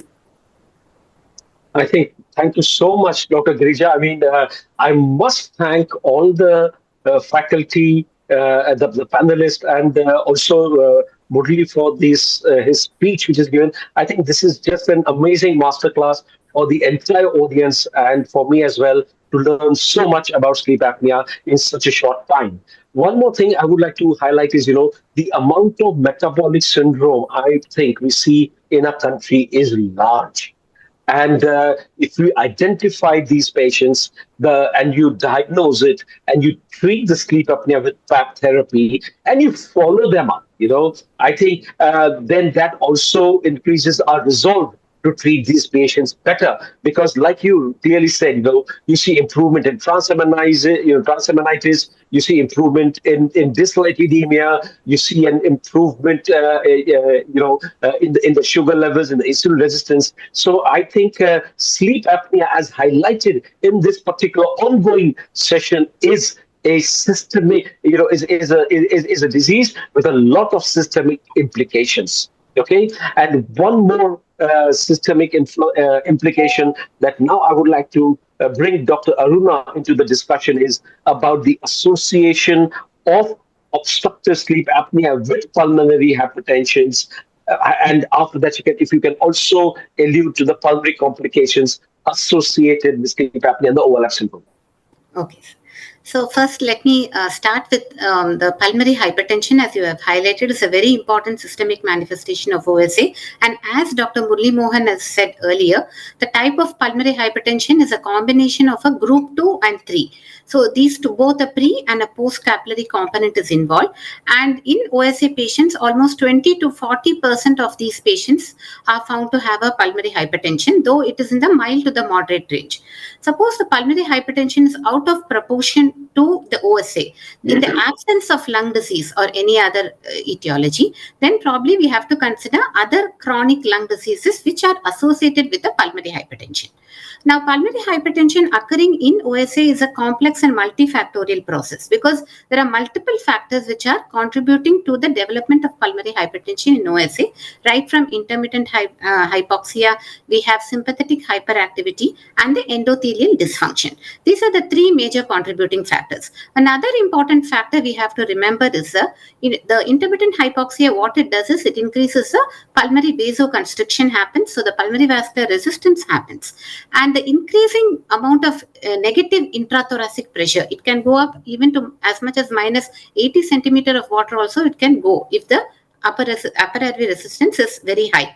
So in these conditions, what happens is because of the increased negative intrathoracic pressure, the venous return increases, the RV preload increases. So because the RV preload increases, and also there is an RV afterload because of the increasing pulmonary vascular resistance. So all these factors cause a RV hypertrophy, and at many times in the echo finding also we see that there is a herniation of the septum, the interventricular septum into the LV. So this again causes an LV dysfunction. So there is a combination of a pre and a post capillary component to the pulmonary hypertension. So I feel in all the cases of pulmonary hypertension, a sleep disordered breathing etiology has to be considered when there are risk factors for OSA. Because many a times, of course, we have other factors, primary and secondary pulmonary hypertension, but it is to be considered that sleep, the SDB, especially OSA, should be considered in the differential when we work up a case of pulmonary hypertension. Now, moving on to the next part of your question, sir, regarding the pulmonary complications of OSA. Of course, pulmonary hypertension is a complication. Apart from that, this OSA also worsens coexisting or chronic respiratory diseases, whether it is a COPD or an interstitial lung disease or a asthma COPD overlap. It does lead to worsening of the underlying lung disease. It also causes respiratory failure. It can lead to, and because of the immune dysregulation, it can cause a lot of pneumonia, and pulmonary infections are also on the rise.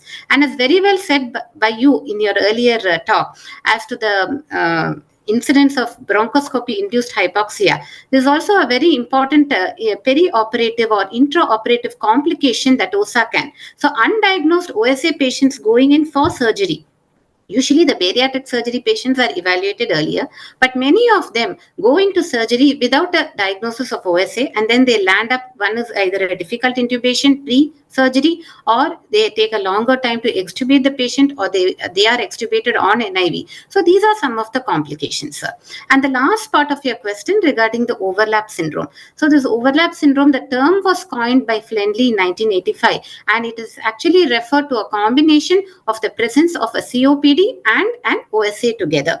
Now, why is this overlap syndrome so important clinically?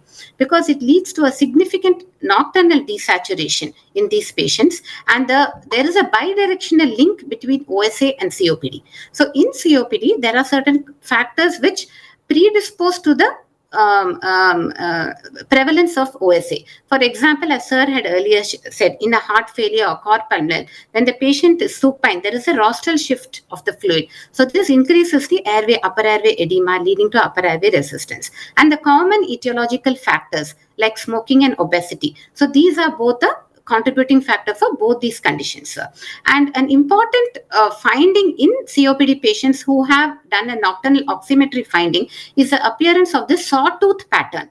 This is a typical appearance in a COPD patient who has a risk of developing or a risk of OSA. We can suspect even before we go for a PSG if they have, because these screening questionnaires which you administer when there is a coexistence, studies have shown that it's not very useful because these symptoms usually overlap. So the sawtooth pattern, that is a rapid discrete desaturations, are extremely important in picking up these overlap syndromes. And the addressal of this overlap by treatment with the CPAP. So instead of just giving nocturnal oxygen, which may worsen the nocturnal desaturation, we have to start the NIV, the CPAP, and then address the issue. And whenever this overlap syndrome is one of the DDs for OSA with daytime hypercapnia. The other differential is the obesity hypoventilation syndrome, what we call as a Pickwickian syndrome. So when an OSA patient has we find a morbid obesity, I think we have to do ABG to rule out awake hypoventilation, daytime hypoventilation, to pick up these hypercapnic patients, because their management will be slightly different.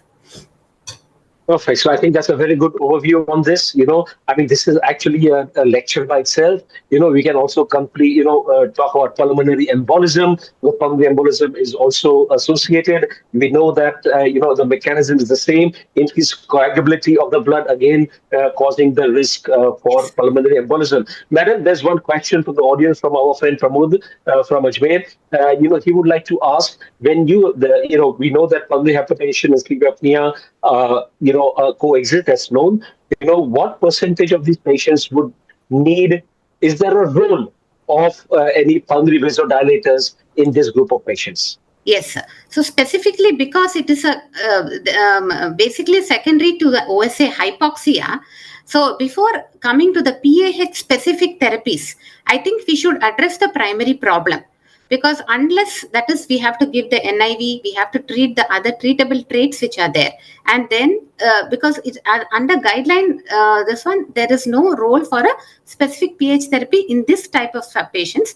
Probably in other lung conditions like pulmonary fibrosis and ILD, there is a role of certain pH specific therapies which are under studies. But as of such, we address the primary issues. Yes, so I agree with you. I think the role, the sleep apnea we know is associated with pulmonary hypertension, and you treat sleep apnea, and if sleep apnea in all the cases where sleep apnea is contributing dominantly to the pulmonary hypertension, you can see the pulmonary hypertension getting better. Obesity is also a contribution as far as pulmonary hypertension is concerned. And, to take, I would also like to bring in again Murli, there's Parvez is asking, a question about is there a role of semaglutide and tirzepatide in the treatment of sleep apnea? You referred to this, and therefore, Murli, if you can just expand on this. Yeah, so the recent trial, the Sarmah trial, used tirzepatide in obstructive sleep apnea. These were all obese patients with sleep apnea. And there was a very nice correlation between the drop in weight and the drop in the AHI. This was a parallel group study, and they did both. Both groups showed almost identical data. Weight comes down, AHI comes down. So one of the lead authors, Dr. Atul Malhotra, now claims that the treatment for sleep apnea should be tirzepatide. I think studies are on for the other GLP-1, things like semaglutide. We don't still have the study results as far as I know. But even when you just look at obesity, tirzepatide seems to outperform semaglutide. So the long and short, yes, there is a role for these medicines. They are trying various other medicines. So there are, watch the space. Medical pharmacotherapies may come in, but at this point in time, I still think CPAP is the cornerstone of all treatment. Yes, and if I can add to that, Murli, a little bit, from our experience, we have a small number of individuals who do lose weight. A large number don't lose weight, at least in my practice, but some number of patients do lose weight.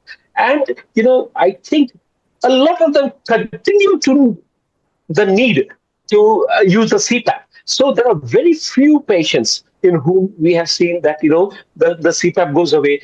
The CPAP does go away in those individuals with, who have a disproportionately high obesity and a mild sleep apnea, or a mild to moderate sleep apnea. I think the chances of the CPAP going away is high there. But I think in those individuals who have a severe sleep apnea and obesity, I think even if you bring down the weight, I think the sleep apnea continues. The point I'm trying to bring across is I think it's really important to watch this space and follow these patients with weight loss, which we are going to get with pharmacotherapy for a prolonged period of time, and see, what is the impact on sleep apnea, which categories of patients will benefit with pharmacotherapy for obesity. And, we should not already start giving patients the hope that, if you take these expensive pharmacotherapies, then, the CPAP may go away. I don't think that we are in to promise that to our patients. Yeah? Absolutely. Completely agree. Hello? Yeah, completely agree with what you said. We lost you? Yeah, anyway, so let's move on to the next topic. I think this discussion gets more and more interesting. And Murli did mention to us about, and the other panelists did mention about the autonomic nervous system, the way it gets affected. And I would like to bring in Dr. Kripesh, again, who can just explain a little bit more about how OSA affects the autonomic nervous system and what are the clinical implications of that. Yes, sir. It is very interesting things, because nowadays some newer devices for diagnosis of sleep apnea can give an idea about the autonomic dysfunction, either the patient's systemic, sympathetic, or parasympathetic is more active. So they give an idea. So these new devices, so we can have more in future, a more important role of this autonomic nervous system in OSA. So in OSA, basically there are two things happen. There is a systemic overactivity and there is a parasympathetic dysfunction. So why this happened? Because there is during OSA, there is an event of hypoxia, there is an event of hypercapnia, and there is a arousal. So this lead to a sympathetic nervous system overactivation, which lead to increased heart rate. This increased change blood pressure rises, and there is a release of stress hormones. So this chronic overactivity can contribute to the hypertension or major cardiovascular risk factor. Also, there is a parasympathetic dysfunction, though this because the OSA disrupt the normal balance of the autonomic nervous system with reduced parasympathetic activity during the night, and this can lead to your impaired heart rate variability, which is a measure of the autonomic nervous system ability to adapt to the changing condition. So all this autonomic nervous system dysregulation basically lead to your cardiovascular can lead to a clinical implication like your cardiovascular diseases. So this increased autonomic dysfunction is significantly associated with increased cardiovascular risk like your hypertension, coronary artery disease, or arrhythmias. There is also clinically increased risk of diabetes mellitus when there is autonomic dysregulation, including particularly through your impaired glucose metabolism and insulin sensitivity. And other health problem because of this autonomic dysfunction is your gastrointestinal motility will be affected, urinary function will be affected, and there is also sexual dysfunction, which has been reported associated with autonomic dysfunction in OSA patient. So I think that's also very well explained. So as we go into more deep into sleep apnea, I think we clearly start to see the multi-system affection that sleep apnea can cause. So now the vascular issues have been referred to in a cardiac manner, peripheral vascular issue. I briefly mentioned about pulmonary embolism. Dr. Aakanksha, could you just briefly summarize the vascular complications of untreated sleep apnea? So we know that untreated OSA leads to intermittent hypoxia, repeated arousals, large intrathoracic pressure swings during apneas. So we've been talking about the sympathetic nervous system overdrive, oxidative stress, endothelial dysfunction, systemic inflammation, as well as the increased platelet aggravability. All this together leads to the major vascular complications, systemic hypertension. Now, OSA remains an independent risk factor for resistant hypertension. Murli sir mentioned during his talk as well, the loss of nocturnal dipping pattern is a hallmark in these patients. Then pulmonary hypertension is something which has been explained by ma'am. Atherosclerosis, in fact, there is accelerated atherosclerosis which is seen in coronary as well as the carotid atherosclerosis in younger individuals as well. Then higher risk of both ischemic and hemorrhagic strokes. Increased cardiovascular mortality, so more higher risk for myocardial infarction, sudden cardiac death. Overall cardiovascular mortality increases in these patients. You mentioned about pulmonary embolism as well. Again, these patients become at a higher risk for these conditions. So overall, these remain the vascular complications in these patients. So I think that's well summed up as far as the vascular complications associated with sleep apnea concerned. And now, I'd like to ask Murli one more question before we go on to the audience questions. I think the audience questions will take as a rapid fire. I think it's worthwhile because, we've got almost 2,000 people who've joined in and who are still online, and we need to be fair and answer as many questions as possible. So, again, I'd say obstructive sleep apnea, we're talking about multi-system involvement as a systemic disease. So Murli, can you just briefly touch upon the development of systemic inflammatory conditions and immune dysfunction related to sleep apnea? Yeah, so just like in COPD, we have systemic inflammation. In fact, I like this term that we should stop calling it COPD. We should call it chronic systemic inflammatory syndrome. And it lies on this spectrum. OSA also has definitely high systemic inflammation. Some people have used a marker called the systemic inflammatory index, which looks at the neutrophil lymphocyte ratio and associated with the platelets. So you have neutrophils, platelets, and the lymphocytes, and you have very high levels of inflammation indicated by these. There are also good studies showing that other inflammatory markers are raised. Paradoxically, some of the inflammatory markers like IL-6, interleukin-6 are low, and this is thought to be the immune dysfunction that happens with them. So on the one hand, you have systemic inflammation. It is driven by the hypoxia, by the oxidative stress that happens. Sandeep Salve is one of those who loves to talk about oxidative stress. So, that is one of those very definite things that you can measure, that oxidative stress are high, reactive oxygen species are high. So undoubtedly, systemic inflammation drives many of the conditions. On the other hand, you have immune dysfunction. Now, again, they've shown that various different immune cells, T cells, B cells, natural killer cells, dendritic cells, all seem to be dysfunctional in patients with severe OSA. Unfortunately, all these studies are very small. Most of them are lab-based and have not really come into the bedside. But I think we should be aware that, I think Madam mentioned this, Dr. Girija mentioned this, that there is a greater risk of infections in patients who have obstructive sleep apnea, especially recurrent respiratory infections, upper respiratory infections, very, very common.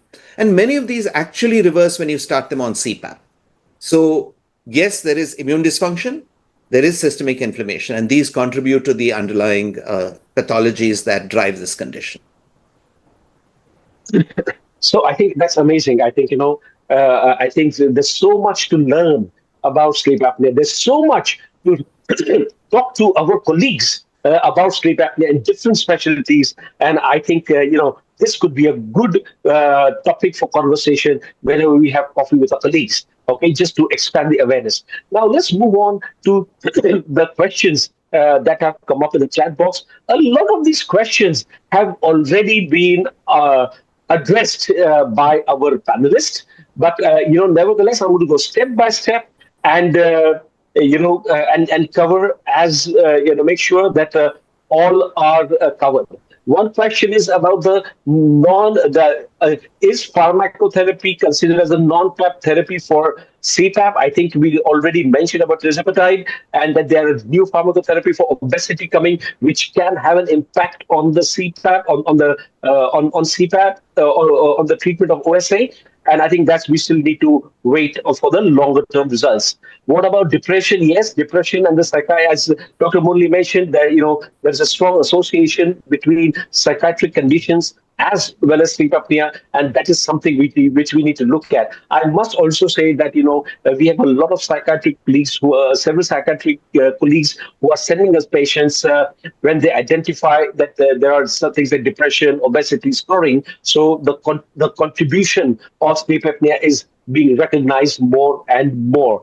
And now, again, that one question is coming from Shillong. Can we start CPAP therapy in a patient with a high possibility of OSA? The answer is clearly no. We need to do a polysomnogram. We need to evaluate the patient completely before we initiate the treatment for sleep apnea. Then the next question is about at what is about install. Then the next question is, in the recent past 10 years or so, OSA has become a very discussed topic. Is it due to the increased awareness, or actually the cases of OSA are increasing due to increase of obesity? I think, Amitabh, both the points are valid. I think we are still got the low-lying fruits. We are still plucking the low-lying fruits. We still not reached the top, like Australia has reached for that matter. So yes, I think the awareness is increasing. We are diagnosing sleep apnea more and more, and at the same time, as you mentioned, there is increased obesity, and we mentioned that almost a third of the Indian population is estimated. I don't ask me for the quote, but this is again from attending various conferences. Almost a third of Indian population may be obese. So yes, both the points are valid. Then the next question is Murli. There's a question. If you can take this. How do you diagnose complex sleep apnea, and how do you treat complex sleep apnea? So complex sleep apnea, or better called treatment emergent sleep apnea, CPAP. You start treatment. A person who previously had predominantly obstructive sleep apnea now starts showing that there's more than 50% central sleep apneas.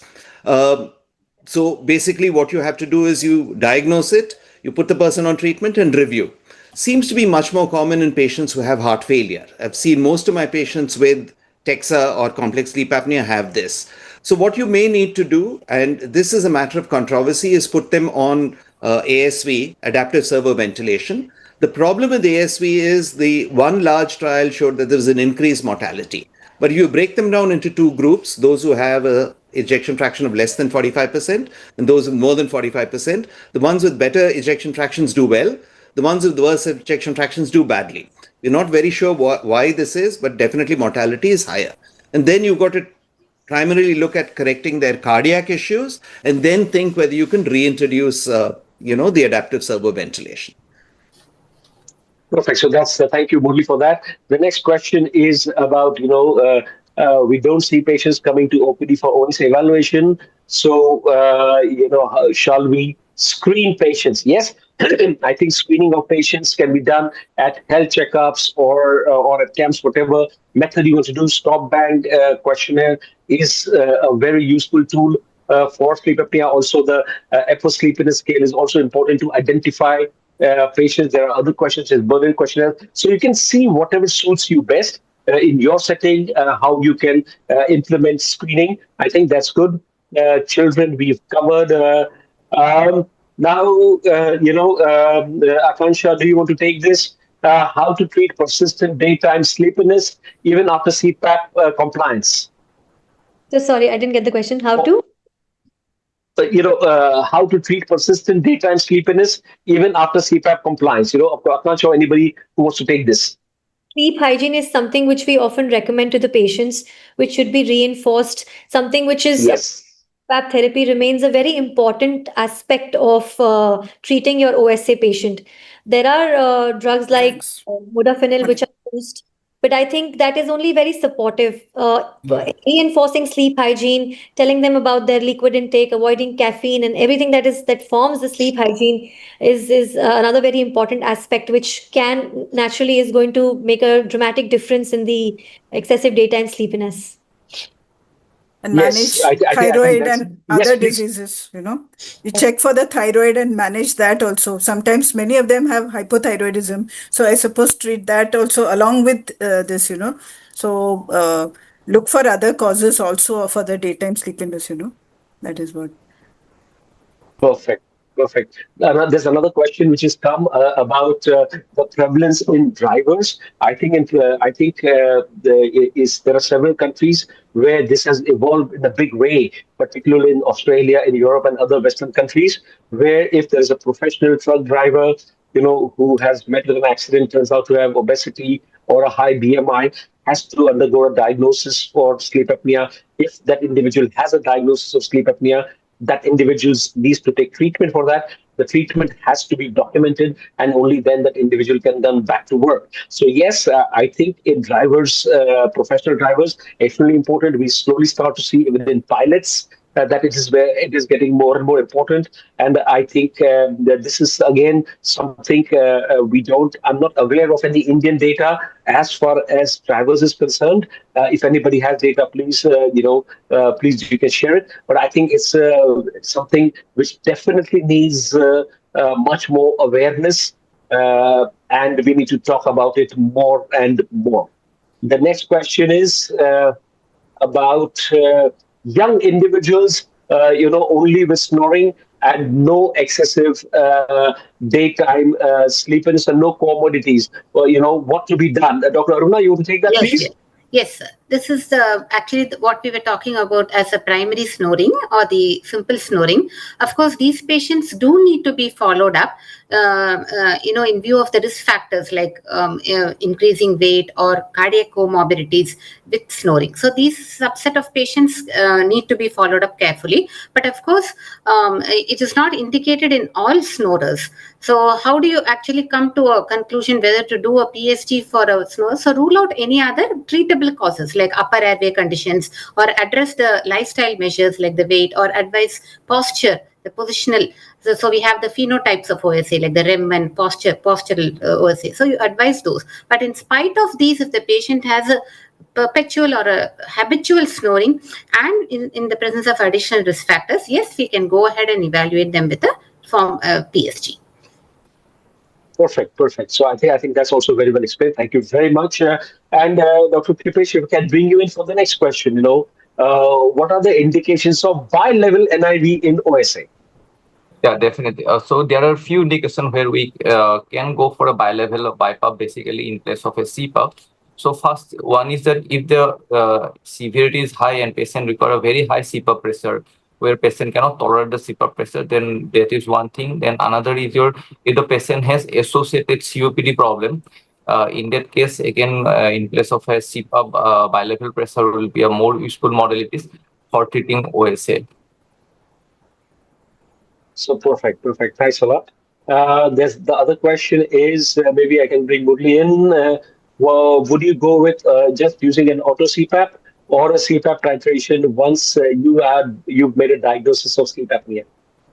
The difficult question to answer because what is recommended is titration studies. It doubles the cost. Yes. That's the problem.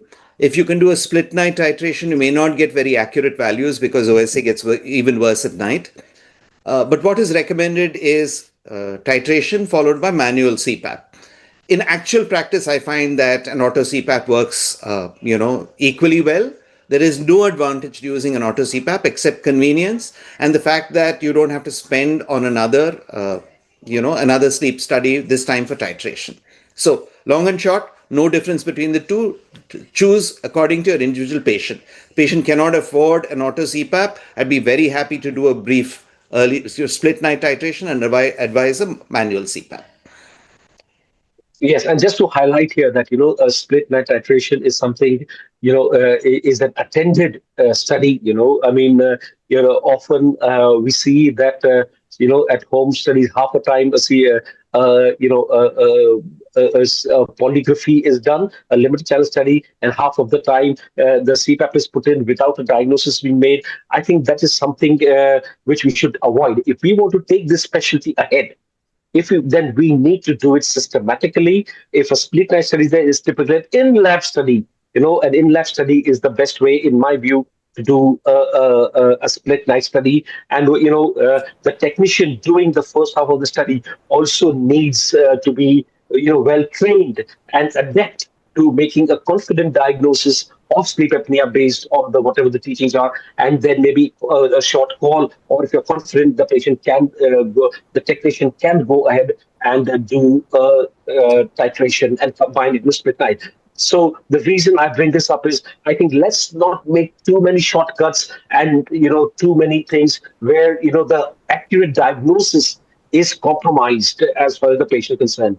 And one more argument, of course, if somebody's got a mild sleep apnea with symptoms, mild sleep apnea you might observe, but if you've got a mild sleep apnea with symptoms, can be easily treated with a CPAP follower, etc. Yes, we can keep on discussing that. But mind you, my take on this is whenever we're talking about sleep apnea, we're talking about a disease where the treatment is going to go on for long. So I think we must not miss an opportunity unless there are circumstances where you need to take a clinical decision, move forward. We must not miss the clinical opportunity to do a systematic diagnostic and a titration study. Of course, this needs to be decided on a case-to-case basis.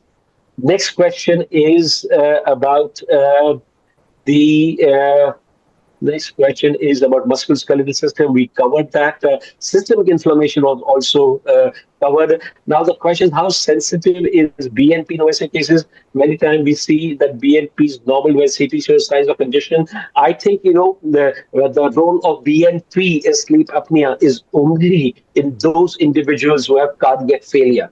I think, if you have, I think there's no direct correlation of BNP with sleep apnea, but yes, if there's sleep apnea plus cardiac failure, you can, the BNP definitely has a role.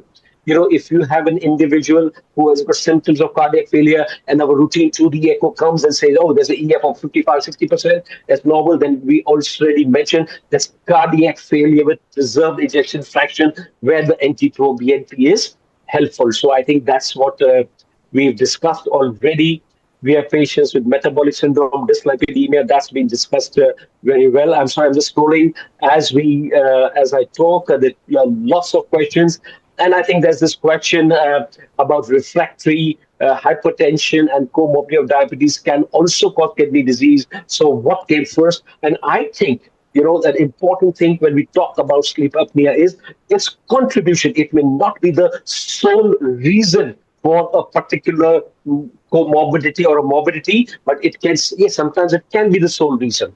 You have a young hypertensive who's obese, who has no other risk factors. You treat the diagnosis sleep apnea, you treat the sleep apnea. And for many patients, you see, they get off the small dose of medication that they were on. So that's where they are the sole contributors to the particular disease. But often they are co-contributors. There may be other reasons, and as was also mentioned by Dr. Murli, he mentioned about the kidney disease. There can be multifactorial reasons. But what I would suggest is that whenever there is sleep apnea and there is a comorbidity, and we suspect the comorbidity is linked to sleep apnea, we must not, we have to diagnose and treat the sleep apnea for more than the kidney reason. And I think if you treat that, you just need to follow it up, and that might lead often to pruning of medications and improvement in parameters. Next question is, we discussed a lot about diabetes, hypertension, a lot of CVA. Yes, that patient is having acute CVA with severe sleep apnea. Will CPAP increase aspiration? Well, you really need to see, protection of the airway is extremely important. At the same time, hypoxia, treatment of the nocturnal hypoxemia is also important. So if you are suspecting that, I think, again, you need a multi-specialty involvement. That's what we do. We have a speech therapist who's roped in to evaluate the swallowing, etc. We have the neurologist who's involved, and we also have our intensivist who's involved. And these individuals, when you think that there may be a risk of aspiration or acute CVA being managed, I think that needs to be managed in a multi-specialty manner. But whenever feasible, we must give it. As again, sleep apnea and the neurology can be a talk by itself. But in most of the cases, if there is an episode which has happened in an individual with sleep apnea, if you don't treat it, the chance of the second episode for the stroke is higher. Even for arrhythmias, it is higher. Next is, maybe I can, who wants to take this question? Can OSA patients take melatonin tablets, or is it contraindicated? Yeah, who wants to take this? Dr. Aruna, you want to take this? Yes. Or yeah? Yes, sir. So, we generally don't recommend melatonin. Of course, melatonin is now available as an over-the-counter medication, and many patients, even without a doctor's prescription, use melatonin for insomnia, and without diagnosing the type of insomnia, and just over-the-counter. But in OSA, as such, we don't recommend melatonin because we have to find out what is the reason for you recommending melatonin, because it's to induce sleep. And generally, these patients, only the women who have the atypical symptoms, who have insomnia, so they are the subgroup probably who have these symptoms of insomnia. But generally in OSA, we don't recommend melatonin. We try to find out the grade of AHA, the data and the symptoms, and then address whether we have to use PAP or non-PAP treatments or lifestyle. Perfect. And I think, yes. And Murli, as I go ahead, Murli already, has typed in it. He's very good. Murli, you're very good at typing answers. You've done an amazing thing. You've answered a lot of questions here. Thank you so much for that. It just allows me to scroll down quicker and quicker. Amazing. So again, there's a I think you've also mentioned about there's a point that untreated OSA is one of the cause of refractory seizures, and any patients who has seizures requires multiple anti-epileptics without any other cause. Kindly rule out sleep apnea. And Dr. Jayakumar, thank you for raising this point. I think it's an excellent point. Yeah. The next question is. Then next questions are what is almost we are coming towards the end of the question here. The one question is, a regular CPAP versus auto CPAP, which is better for patients with OSA, with heart failure. I think if you look at all the trials, they say you do a CPAP titration and put the patients on a fixed pressure, and I think that works very well. But eventually, the point is, if you ever see sleep apnea with heart failure, you just need to get them onto a CPAP therapy. Okay. Yeah. Any other comments on that, or that's enough? Yeah. You agree on that? Yeah. Perfect. Yeah, absolutely. Perfect. Yeah. Should we screen drivers, security persons, shift workers? Yes, we already discussed that. I think drivers need to be screened for that matter, not only professional drivers, but I think, anybody who's obese and driving needs to be aware about the possibility and the risks of sleep apnea. Okay, yeah, we discussed about titration. What are the, and yeah, I think we are almost there. Sedatives are contraindicated. Yeah, that's an interesting question. Since sedatives are contraindicated in OSA, if a patient with OSA psychiatric disorders come, how to tackle this patient? Murli, that was your first patient. How would you take this? Yeah, so if they need a sedative, you give the sedative as long as they're using the CPAP and they can Yeah. protect the airway. So you need to ensure that their airway can be protected, as you just mentioned. And as long as you can do that, even if they use a sedative, and the sedative is important to help them for their psychiatric issue, not for the sleep issue, then you can use it along with CPAP. But you've got to be cautious, you've got to monitor, you've got to ensure that they can protect their airway. That's perfect. Perfect. That's great. I think I think we are still going to take a few. I'm going to scroll and see a few more questions. But I think this is an amazing initiative by the ICS, Dr. Sarmah, Raja, Amita. Amazing effort from your side. At this given point, we still have 1,979 participants, and we've got more than 160 questions. My apologies if I'm not able to take everybody's name before the question. A lot of these questions are answered in the panel discussion, and then I'm combining. If there are two or three common questions, we're combining them into one. Yeah. So thanks a lot for this. Now. There's a question from Madam Reddy from Andhra Pradesh. Tirupati, they say, OSA patient with sputum positive TB. What advice would you give about using the CPAP for patient and to the persons sharing the room? Who would like to take this? Yeah, anyone? Yeah, the patient can continue with the CPAP, and sharing of the room should be avoided because during the CPAP there is a aerosolization may be occur. So that isolation is required, but patient can continue because the device will be is a personal device. He is only using it, so there is no harm in using CPAP. What I would also suggest, therefore, is every day you'll have to clean the mask and the tubing very frequently because, you can leave behind AFB on that. It'll probably dry up fairly soon, but cleaning is important. You don't want it to spread. And of course, the exhaled air, we found this as a problem during COVID-19, that when you put patients on BiPAP or CPAP, you got a lot of the exhaled air coming out, which we thought may have active virus in it. So you had to take precautions when we had patients on CPAP or BiPAP during COVID-19. And the ICS came out with some guidelines, at that time. So that's just the addition to what Dr. Kripesh said. So I think amazing. I think that's such an important question which Madam Reddy has picked up. Now there's one more question coming from Dr. Anil Upadhyay from Lucknow. How long we can wait for CPAP if indicated? Is it good to start? So that two questions. So who would like to answer this? Can we wait once there's sleep apnea? How long can we wait for CPAP to be started? Yeah, Aakanksha, you want to take that? Or anybody? Yes?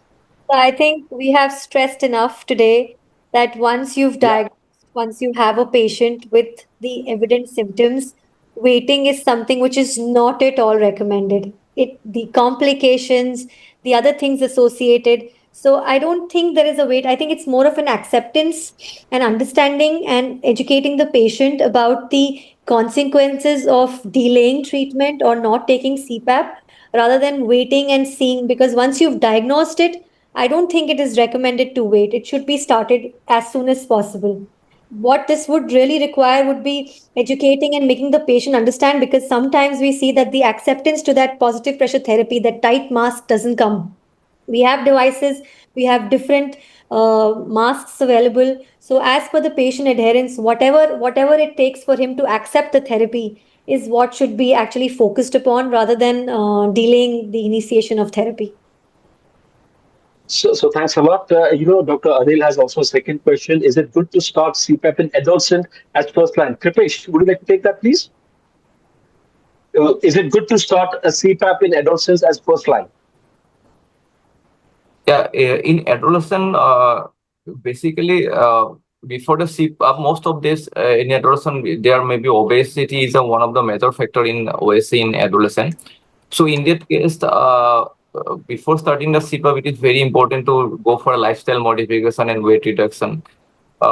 Because if the severity of OSA is severe, then we can right away start with the CPAP and lifestyle modification. But in case of mild to moderate, it is better to start with the lifestyle modification and monitoring the patient. Perfect. So I think we've covered dominantly a large number of questions. My apologies if we have not been able to take all the questions. There are certain questions which are related more to the treatment of sleep apnea, and I think these modules are going to continue. So what we are going to do is that some of the treatment related questions which have not been taken up will definitely be taken up during the subsequent modules. So I think it's been an amazing learning session. Just didn't realize that we spent more than almost 2.5 hours discussing about sleep apnea in such a detailed manner. So thank you thank you Indian Chest Society for organizing this certification course. Again, once a very big thank you to Dr. Amita Nene, Dr. Samaria, and Dr. Rajadhar, who have been instrumental altogether in getting this organized. And my special thanks to my dear friend Murli Mohan, also to Dr. Girija, Dr. Aruna, Dr. Kripesh, and Dr. Aakanksha. It's been an immense few hours of learning for me. Thank you very much. Thank you. Thank you, sir. Thank you. Thank you. Thanks a lot. Thanks, everyone. And a special mention to our moderator, Dr. Prashant Chhajed. Brilliant job. Yes. Thanks a lot. Thank you so much. Yeah. Lovely to see you, all of you. And should I also, does the web admin want to say any comments, or we sign off? Yeah, we sign off. Hitesh, any comments from your side? No. Perfect. So thank you very much. Thank you. Okay. Bye-bye. Good night. Good night. Thank you. Good night, everyone. Thank you Good so night. much, sir. Good night. Thank you, ma'am. Thank you so much.